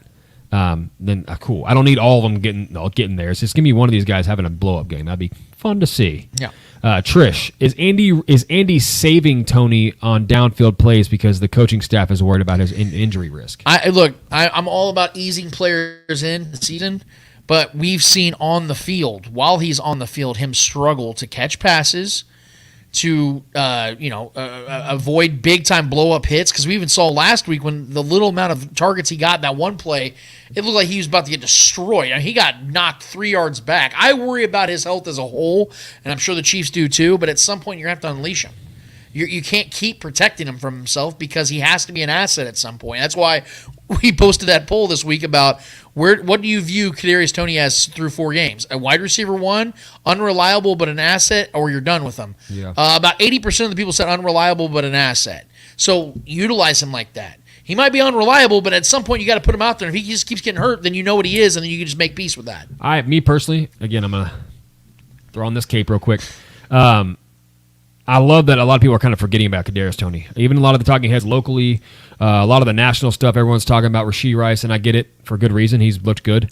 But everyone's kind of like just writing Kadarius off, and I that's a mistake. I think Kadarius is going to come back on and burst onto the scene. That's my hope and my personal bias towards him. I think he's got a massive skill set that fits his offense perfectly. So just for that, I think Kadarius is going to be good. I think we just need to be a little bit more patient, and as hard as that is, I think if he's healthy, I think he's going to be very good for this offense. Mika L on YouTube. What do you think? I like this question. What do you think will happen when Richie James gets healthier? Because Montrell Washington is looking good on the special teams. Man, I agree. He's looked good. I have had no worries about him muffing a punt or anything like that. Or he's looked pretty good on his returns. He's decisive. He's not dancing around back there. We've dealt with a lot of guys trying to dance too much in the returns, even like McCole Hardman days or D-Rob days, guys dancing around on those returns. He's very decisive, and he just kind of picks a direction and goes. That's what I prefer. So I don't know, man. I don't know what's going to happen. Richie James is going to be out for another few weeks, though. You already know where I stand. Just fair catch every single one. I get it. I will say, though, man, Washington has looked pretty damn good. I do like what, why? Because he's decisive, like you said. Yeah, he picks the lane as goes. Yes, and one thing Dave Tobe has always been good at is creating lanes for returners. Yeah. That's why McCole Hardman shined. That's why these guys, Tyreek Hill looked amazing in it. Not just because those guys are such physical assets, human joystick, Tyreek but because of the fact that Dave Tobe is a special teams guru. I know that we shit on him a lot of times because there's always a holding penalty. There's always something frustrating that's been happening over the last couple of years. But one credit I will give that man is he knows how to stop guys from getting touchdowns on his guys, and he knows how to open up lanes for opportunities to get big chunk yards and set up the offense for success. But that hasn't been happening lately because they don't have a lot of reliable guys back there. If Washington can continue to be that guy, then you won't hear complaints from me. But it was so bad with Richie James. It was so bad with Sky Moore. I was like, just fair catch, just freaking let Patrick Mahomes get on the damn field. Yeah. That's how bad it got. Yeah. Now I'm starting to feel a little bit more confident with a guy like Washington. Yeah. It's just like the wide receiver room. Just do your job. Yeah. Just catch the ball, just stay out of the way, just don't make mistakes, and everything will work out. Literally, if you just have a punt returner that doesn't make mistakes, if you just have wide receivers that just catch passes, this team is winning the Super Bowl. I hate to sound so simplistic. I hate to sound disrespectful to the opposing teams, but the Chiefs are so much better than everybody else when they're at their best. It doesn't even matter. Yeah. It doesn't matter who they're facing. If the Chiefs take care of business, they will win. What was my rule, Trevor, from last season? I said, as long as the team is good enough around Patrick Mahomes, I'm always going to pick the Chiefs to win the Super Bowl because the Chiefs will always have the X factor over everybody else. They'll always have the trump card over everybody else, and that's Patrick Mahomes. But you got to have the team around him to do so. And if they do it, they're winning the Super Bowl. Gotcha. Chiefs KT. YTF? Don't we make moves for don't we make moves for a Ridley or a Claypool? Veach needs to stop being cheap. Okay, look. The Claypool thing, I was cool with. I would have loved to see like him or a Brandon Ayuk or somebody like that for the team to go and get. I think it was a little bit too rich for the Chiefs' blood when it comes to what the trade demands were or what the signing demands were, because we knew that Calvin Ridley was going to be owed a big contract, and the Chiefs obviously didn't give Tyreek Hill that.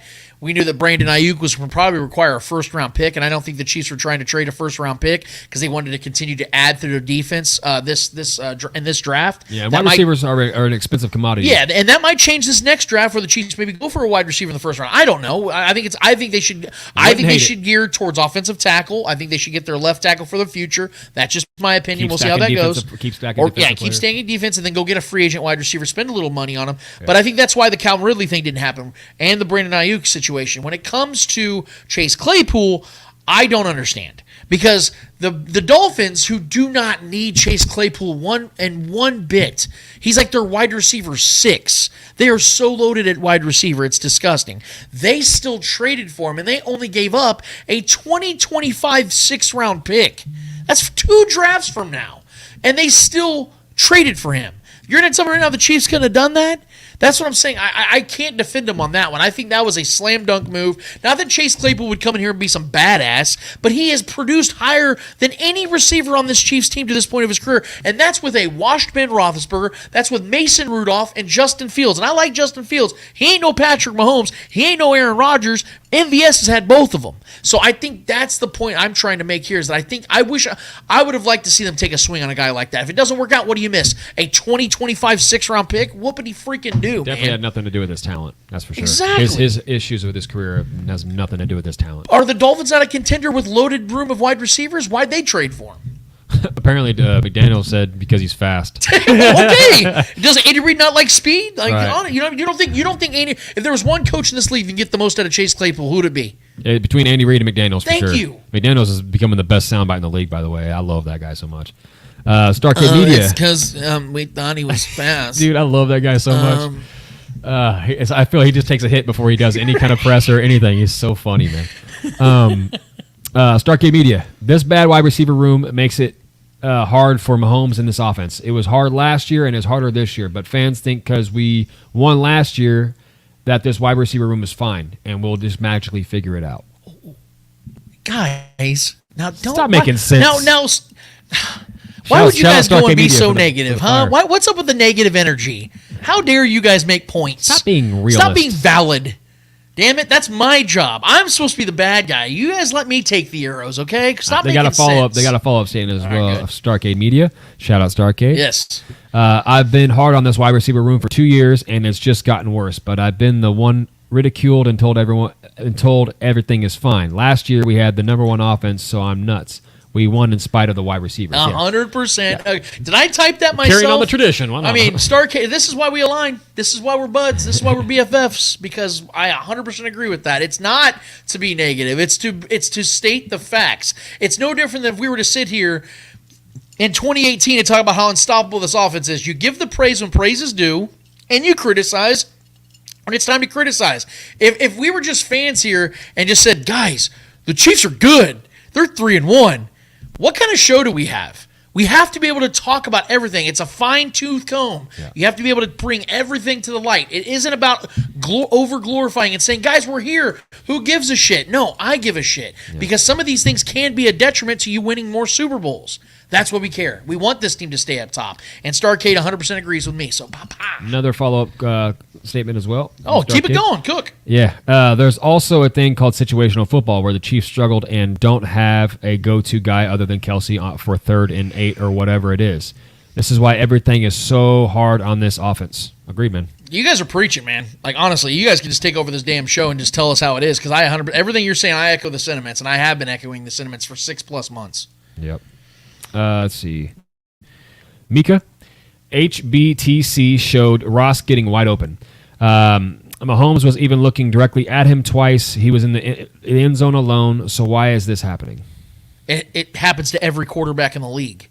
You can find, I bet in Tom Brady's career, there were 750 still frames of Randy Moss, Gronk, Julian Edelman, Wes Welker, you name them, wide open that he missed or didn't throw to. It's really easy to look at a still frame and say, that means Patrick Mahomes is fucking up. It ain't the wide receivers. Guys, the offense plays anywhere from 50 to 75 plays a game. You really want to take one still frame and try to say that's the reason why they're struggling? No. It's the other 65 plays as to why they're struggling. They have to over and out scheme their problems. That's a problem. Because remember when I talked about, Trevor, about how Patrick Mahomes had the luxury for years of, F it, Tyreek's down there somewhere. And that's literally how they'd run their offense. Yeah. Travis is going to go out there and create. We'll build that chemistry. Tyreek's going to go out there and just burn by everybody. And we're just going to have fun. We're going to play playground football. That's no longer the case because the league adjusted to it. Tyreek's no longer here. Travis Kelce's getting a little bit older. You have to adjust and play a little bit more small ball, play a little bit more methodical, bring it in a little bit, and beat the opponent by 12, 13, 14, 15 plays, not 3 for 89 yards. That's not how this offense works anymore. So you have to be more methodical, which means you're going to have more opportunities for mistakes. And guess what, guys? Patrick's going to make his mistakes. They're going to happen. He's a human being, but he's the best of what they do. So I'm not going to use a still frame of Justin Ross or Rashee Rice or anybody else being open and say, that's why the offense is struggling. No, because for every one of those plays, there are 95 that Patrick Mahomes makes out of his ass that should not have been a play to begin with. Go look at his highlight reel from last year. How many of those receivers were open initially? No, he extends it with an extra step here, a move, a spin, a flick, things like that. That's what makes him great. So let's give him a little bit of a break on that, for Christ's sake. I'd say he's earned it. Mika L, and let me know if I'm saying Mika wrong. Is it Mika or Micah? I'm not too sure. Sorry. How can Tony be wide receiver 1 if he cannot stay healthy? They are limiting him at the moment. He is a mega talented, but has not played a full season for sure. They're absolutely limiting him. And I'm not saying he is the wide receiver 1 at the moment. I'm saying he should be, and I think he will be when healthy and on the field. I think that's what they want to do. That's what Brett Veach brought him in to be for this season, and I think that's what Brett Veach is. He's claimed he thinks Kadarius Toney has star potential, and I believe that. And I've seen him in college. He's an absolute playmaker. He's just got to be on the field. And when he's on the field, he's getting looked at more than any other player in this entire offense. More than anybody. So I think when he's on the field, he will make plays. He's just got to get on the field and be available. I agree with you on that. I mean, he's just got to be available. That's the Achilles heel for him right now in his career. So James T. Kirk. Do you see what Nick Wright said? Nick Wright believes we don't need a second receiver. We did touch on this earlier, but I'll give you this moment here, James T. Kirk. Did you see what Nick Wright said? Nick Wright believes we don't need a second receiver because it'll stunt the growth of young receivers. Just like his argument against bringing in D-Hop for whatever reason, that would stunt the growth of these receivers. How's that working out? Just like when Nick said a week ago, and I love Nick. He's my favorite guy in the world, and hopefully one of these days we'll have him on the show. Well, just like Patrick Mahomes can miss wide open receivers, yes. Nick Wright can have terrible takes. on takes too, yeah. And he has been, especially when it comes to the Chiefs wide receivers. Yeah, guys. When Nick was saying also this week that the Chiefs are practicing right now, that is absolute disrespect to your opposition, and it's also ignorance towards the problem. And I got to keep it consistent. You guys know I love Nick, man. You guys know that's my favorite guy in the world. I look up to him. I aspire to be just like him in a lot of ways, man, because he is so diligent. And he knows his shit left and right. I think he's the best at what he does. I really believe he's up there with Stephen A. and all those guys. I think he's better than them. That's just my personal opinion. But he's wrong about this. 100% wrong about this. This is not practice. As Trevor said last week, these are live rounds. These are real games. These are real problems. And if you keep ignoring them, that could be the difference between you getting to the 1 seed or a wild card team. Now, I'm not picking the Chiefs to obviously make the wild card. I'm saying when you ignore problems or downplay problems, that's how those problems fester into something much bigger and much greater, and then all of a sudden it blows up in your face. You have to be attentive to these things. You have to be real about these things, and the realness of this is they have real problems at wide receiver. This is not practice. Yes, 1 or 2 or 3 or 4 or all of these guys can end up becoming something through development. But also, none of them could be. Again, outside of Rashee Rice, most of these guys have been playing 20-plus games of their career. And what did I say about Trey Lance, Trevor? I said we haven't seen enough games of him to judge him. He only played 4 or 5 games in his career. It's not fair to judge him what he is yet. So I won't do that to Rashee Rice. Even if he looks great or he looks terrible, doesn't matter. I'm not going to judge him yet. You know who I am judging? Envy Ass. I'm judging Sky Moore. I'm judging Kiss Tony. I'm judging Justin Watson. I'm judging the guys who are veterans on this team now. There's no excuses for them. They need to play better. This is not practice. This is real freaking football. Play better. I'm not giving them a pass. Nick can, Pete Sweeney can, whoever wants to do that, they can do that. I'm not going to because I demand better from these guys. And I was told for 6 months these guys were going to elevate and upgrade this wide receiver room from one year to the next, and they haven't. Yeah, I agree. Chiefs KT, do you think we missed Jody Fortson? No. No, sorry. No. No. I think Noah Gray is a better player than Jody Fortson. I was expecting you to say no. I mean, no, I don't think they do. No, we don't. I love Jody. I do Trevor too. loves Jody. He has a special place in my heart. Yeah. He was such a solid red zone guy, but I think I think Justin Ross can absolutely become that guy. And I think that's a fair. And more. I think it's a fair question because Jody has gotten red zone targets. You know, he's been an efficient guy in this offense. I'll give that question the credit. But yeah, Jody's. I hate to say it, he's just one of the dudes. You can easily replace him. He can be replaced, and he will be replaced. And quite frankly, I think he already has been. Yeah. I mean, he will be missed. He had a solid run last year. Had some solid games. I just feel bad for him, man. Just the bad luck of injuries and things. He like could that. land somewhere else, though. I mean, and have some revitalization of his career. Possibly. He would flourish. I know this sounds like so disrespectful to say, but he could, dude. He would be a monster in the USFL. Monster, Star. dude. Yeah. Look what Breland Speaks did in that league. He was the defensive player of the year. Didn't he make it to an NFL roster? Somebody picked him up. Yeah, somebody just picked him up. Yeah, I don't remember who it was. God dang, who was? Somebody find that for us. But yeah, dude, Breland Speaks. He regained his career. He's only 27 years old. Yeah, he was a great college player. You know what I mean? Yeah. So who's to say? Maybe Jody goes to the US. Oh, I think them and the XFL merged. So I don't know if their name's USFL anymore. But he goes out there, dude, gets like a 13 touchdown season, which is not crazy at all. Gets himself back on our NFL roster, dude. Hell, maybe back here in Kansas City. Who's to say? Yeah, that'd be cool.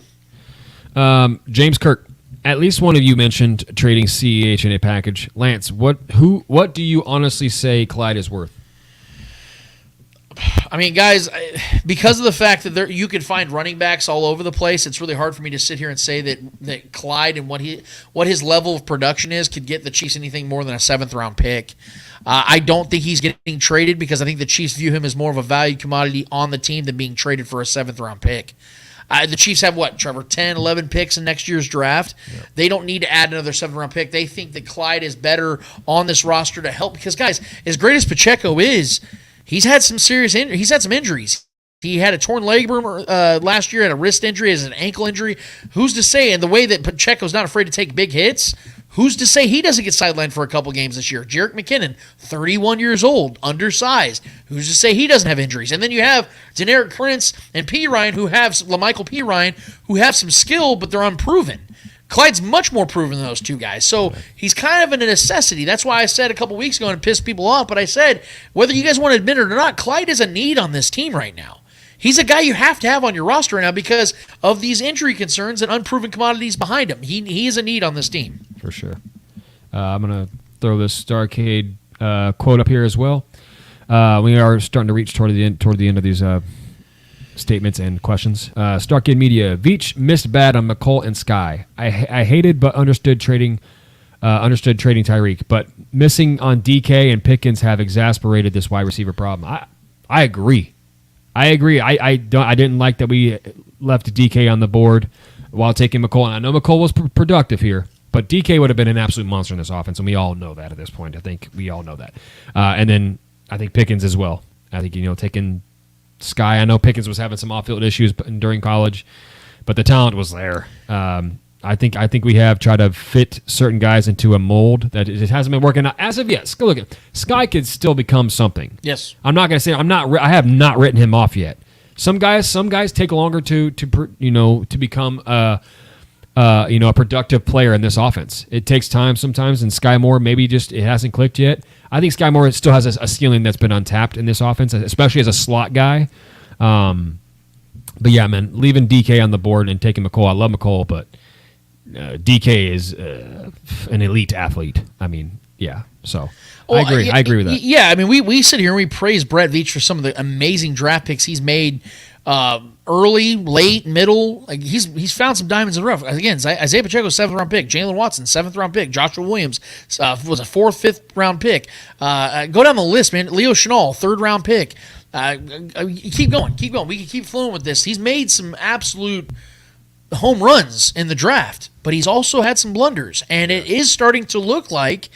I think it's definitely without, and I'm a McCole guy, but it's without question. I'd rather have DK Metcalf. Man, it's not even close. It's not even close. It's an art. There's no art. It's a non-starter. In this offense, I can imagine what DK could be doing, dude. And I understand that McCole probably fit the scheme a little bit better, but when you talk about the talent of what DK Metcalf is, the physical abilities, the specimen he is, like it's no question. Yeah. And then again, when we talk about, I will not give the Chiefs an excuse here about the McCole draft pick.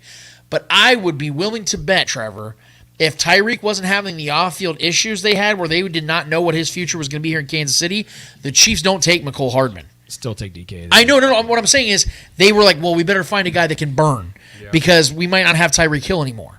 So we might want to have a contingency plan, and this kid from Georgia can burn. So maybe that was the reason why. I don't know it, but yes, that was a mistake without question. The Sky Moore, George Pickens ones is still up for grabs because George Pickens, although is a much more gifted athlete, he hasn't had a great career yet either. I think it's more to do so with the quarterback he's playing. Matt Canada's offense is definitely horrendous. by far the better project from a better school, Trevor, better program. I think we're both being honest here. We both would rather have George Pickens. Of course. So Starcade, your point is valid. 100% agree with you. It would have been a much better situation by the wide receiver room alone if they would have gotten at least one of those two guys. Okay, I'm in with this last one from Starcade as well. You mean the still frames from Patrick Allen showed on X said they're open. There's progressions. Knowing what the play call is, backside of the plays where the QB doesn't even look at unless things break down. Facts. Thank you. Facts, man. We can go slow-mo on every freaking play for every quarterback for every team and try to dissect, why didn't you find him? He was open. And slow motion and still frames are the biggest liar in sports, period. Yes. In any sport. Because life doesn't work in still frames, life is bang, bang, dude. Sports are a fast-paced environment, high tension, and you can't expect refs to make the right calls at all times when you slow-mo. You can't make the quarterbacks to make the right calls or the right plays and throws. When you play slow-mo, it's easy to play armchair expert when you're sitting back. You know what I mean? You and I watch games live. Yeah. And we'll miss stuff, right? Of course.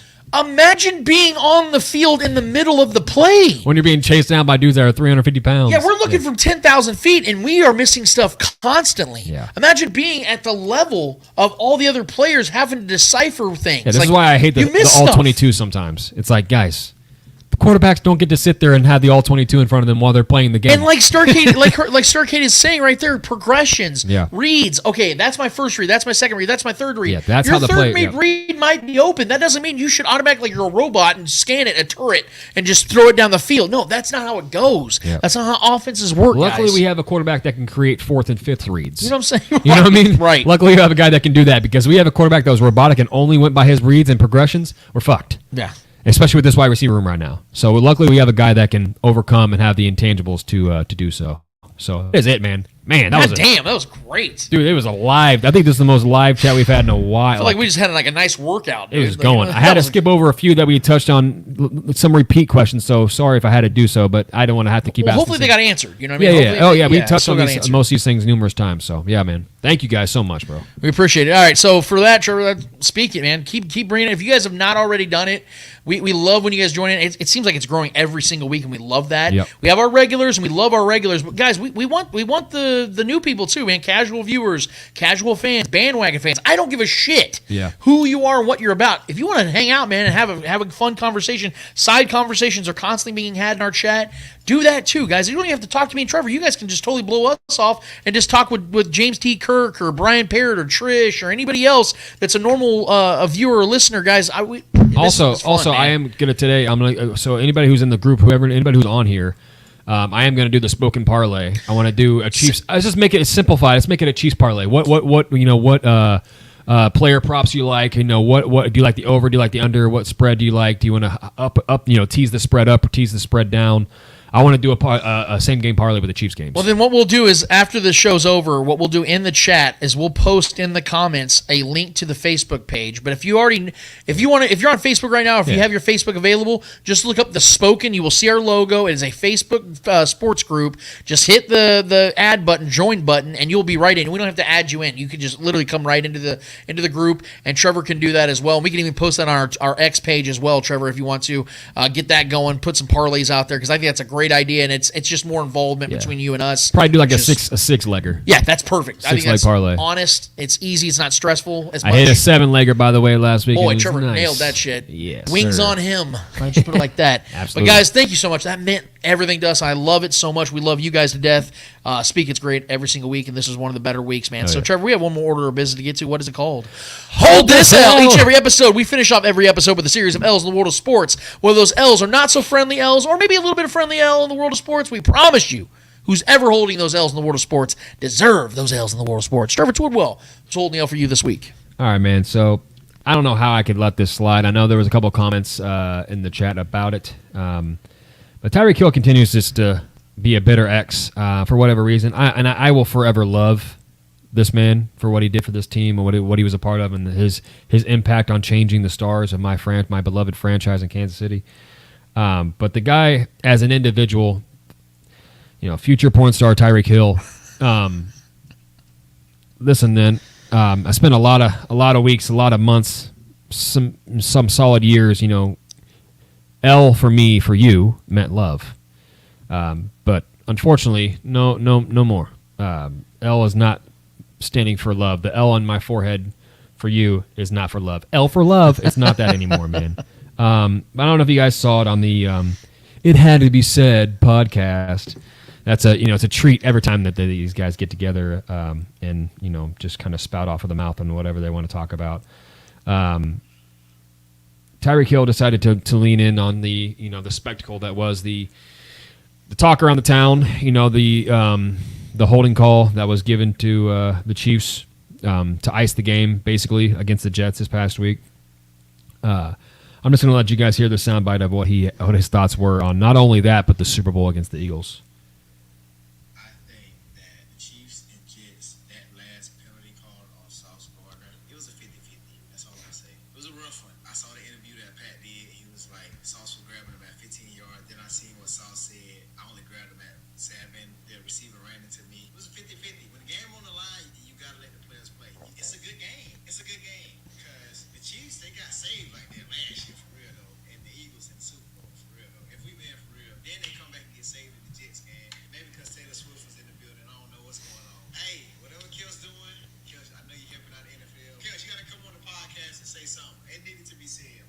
Anyways, I don't know about that Kelsey stuff at the end of the day, but at the end of that quote, I'm not sure what that was even about. 38 points in the Super Bowl, yeah, we got saved. Even though it was absolutely a holding call.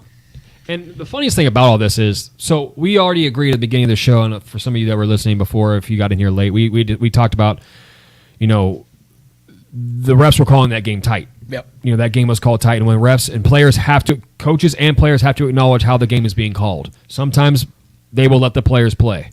And I prefer those kind of games, honestly. Yep. I do. I prefer those kind of games. Yep. But this game in particular was being called tight. There was a decent amount, healthy amount of penalties. We had a horse collar that was a non-horse collar. We had a safety that wasn't a safety go against us. Yep. But we got saved. Okay. Don't understand that. We gifted the Jets 2 points. And the game wouldn't have even mattered getting that call or not if they didn't give them those 2 points. And he says it was a 50-50. The game was being called tight. It was a 50-50. So how can you say it was us being saved when there's a 50% chance that there was the right call or not the right call, or they should have been called or not called? They called it. The odds are even. So why is this, if it's a 50-50, why is this even a big deal? Right. You know what I mean? So Tyreek just continues to put his foot in his mouth. I don't know why he continues to have. I know that play was the talk of the town and the hot topic amongst the NFL and fans in general because No one wants to talk about all the bad calls that happen to all the shitty teams. It helps other teams win and get away with wins. It's only when it's the Chiefs in prime time is when the NFL is catering to its golden boy. Right. Even though all these bad calls have happened in every game, those games just don't matter because it's the Chiefs. It's only because we're under a magnifying glass. These calls, these 50-50 calls, if you will, only get magnified because it's the Chiefs. Right. Because people are ready just to say that the script is in and we're the golden boy and blah, blah, blah. Even though numerous calls did not go our way, did not help us at all. Pat was awful. Pat threw 2 picks. You know what I mean? Like, it wasn't a good game overall for us. Trevor, it's almost like you're saying that this game was called evenly bad. Exactly. Honestly, there's more calls in favor of the Jets than there were. That's weird. And we gave the Jets every reason to win. Man. We gave the Jets every reason to win. Pat had a bad game through numerous picks, and we got bailed out all of a sudden. Okay, that's just IQ is -12 for this guy, man. I'm sorry, it's so rough to sit here and listen to him. I love him as a player, but my goodness, man, the mic is not for you, my guy. So for that, Tyreek Hill, do me a solid favor and hold this L. Good L. Rough. I mean, his podcast numbers are down unless he has to talk about that. It's hilarious, man. Yeah. I couldn't help it. I got involved in the conversation last night, or this morning rather, when I saw, because he did a reply, but not really a reply, when he just tweeted out rent free. And so I decided to post a picture of Patrick Mahomes posing with his 2 rings and said rent free. Because, look, Tyreek, we've had this discussion a million times. He's got his money. He's living in Miami, making huge statistical numbers, huge strides. They look really good in Miami. Yep. He's clearly missing playing with the Chiefs. It's obvious as hell. Nobody talks about their former team like this and the way he does unless he was absolutely jealous of the success they continue to have without him. You don't think for a second he wasn't rooting vehemently for the Eagles in that Super Bowl? Of course. Come on, man. The only reason he's even bitching about the Jets game is he wanted the Jets to win that game because he was posting that when the Chiefs were struggling in the offense in the second half. He was posting that Fresh Prince meme of Will Smith standing there in the empty room. Yeah. Why nobody want me? Bro, he's that X that says you can't do better than me. Yeah. And then as soon as that X is doing better than you, you're like, fuck. Yeah. Well, fuck them anyway. That's exactly what's happening, bro. He's bitter as hell. Granted, he's in a great spot, but he's bitter. Well, that narrative has been killed and crushed more times than we can do. It's overkill at this point. Another narrative that needs to die is the fact that the Chiefs miss Eric Bieniemy, because it was on full display this week that they do not. And it honestly had nothing to really do with the Chiefs this week. Had everything to do with what his current team does. Now, for the record, we love Eric Bieniemy on this show. We're Team Eric Bieniemy. We said that we loved him as the offensive coordinator here. He did more. He was overqualified. He's very much overqualified to be an offensive coordinator. He needs to be a head coach somewhere, and he might be, because Riverboat Ron ain't no Riverboat Ron. He's kicking field goals down 3 scores. Like, it doesn't make any sense. But Eric Bieniemy, the thought of him being missed here in Kansas City is such a misguided and I don't want to call it a lie, but it's not the truth, because as we've been breaking down all day, the reasons why the Chiefs are having offensive struggles is because of the absence of a reliable wide receiver, not an absence of an offensive coordinator, because I think Matt Nagy is very undervalued and underrated as an offensive coordinator and as a head coach, quite frankly. Had a winning record and went to the playoffs twice with Mitchell Trubisky as his quarterback, for Christ's sake. But you saw the Chiefs, and it's hard to try to compare between two teams because of the fact that one has Patrick Mahomes, one has Sam Howell. But one has 3 or 4 proven commodities at wide receiver, and one doesn't have a single one. And when you look at comparisons between opponents, that's when I think it becomes a little more valid. 2 weeks ago, Chiefs kicked the living shit out of the Bears. At one point, we're up 34-0, ended up winning the game 41-10 because the Chiefs absolutely just gave up at the end of the game and just tried to get out of it. And get out of it, they did. Won the game by 31 points. 2 weeks later, the Bears go to the Washington Commanders' house after they just lost a frustrating divisional game, which means they should be alert, ready, pissed off, ready to go, ready to just put some freaking points up and just beat a bad team in the Bears, a team that was talking about firing their head coach after this game, and Matt Eberflus. Trevor, before halftime, the Bears were up 27-3. A team that had the 30th ranked offense scored 3 touchdowns. Oh boy, Justin Fields. In the first quarter. Justin Fields had his best game of his career. DJ Moore had the best game of his career. against this Commanders team. Now, you can say, well, Lance, that's the defense. That ain't Eric Bieniemy's fault. I 100% agree with you. So that means that, of course, the Commanders answered back, right, Trevor, and started scoring points? Yeah, no. They scored 17 points in the second half. A lot of that, some of that was garbage time anyway. And Sam Howell, Eric Bieniemy drew up 55 consecutive pass plays, the most in NFL history. When you got a mobile quarterback who can run, it makes no sense, dude. And I'm not here to diss Eric Bieniemy. What I'm here to do is finally slay this bullshit narrative that the Chiefs miss Eric Bieniemy, because they don't, guys. Because at the end of the day, as awesome of an offensive coordinator as Eric Bieniemy is and was back in Kansas City, we know who really runs this offense here. It's Andy Reid. Eric Bieniemy took Andy Reid's offense and made his own version of it. It's just like O'Connell up there in Minnesota took Sean McVay's offense and ran with it. It's just like Zach Taylor took Shanahan's offense and McVay's offense and ran with it. This is why coaching trees exist, because you have one guy who has this foundational offense and his guys take it and run with it. That's why this is what it is, guys. Eric Bieniemy is going to be a successful coach as long as he's in the league. Well, and I will say it. Washington's offense has been pretty good this year. Good. They're averaging over 20 points a game, I believe. But hopefully the comparison between the fact that the Chiefs beat the Bears by 31 and the Washington Commanders lost to the Bears by 20 should tell you that narrative is non-existing, it's not real, it's not true, and for that, the narrative can do me a solid and hold this L. Appreciate you. Good times. Appreciate you. I got like some weird ass Belgium accent. I appreciate you. Appreciate you. It's better than appreciate. It's appreciate. It's all the same thing. Potato. The fact is, guys, whether you say the spoken or the spoken, we're having fun here because we have a blast every single week. And this is I felt like we gave some real content today, and you guys gave it right back to us, man. So we were playing catch. 3 hours worth, by the way. That's what we were doing today. We were playing catch, Trevor. Trevor and I throwing a little content, a little no-look pass. You guys are throwing it right back to us, throwing a left-hander. It's fun. This is a fun day, fun show. You guys made it what it is. If you've not already done it, I tell at the top, I always tell at the bottom, hit the subscribe button on YouTube, hit the notification button, and get in those comments, guys. We really appreciate every single one of you guys. Get all up in that. We appreciate it when you guys do, man, and we love you guys. We appreciate you guys. This is from a nobody right here, from this nobody. Yep. To you, we appreciate you guys for making us who we are. This platform does exist and only exists because of you. So for Trevor Twidwell, for the great Clay Windler that puts all this together in the back end of things, another Red Tribe Cinema banger.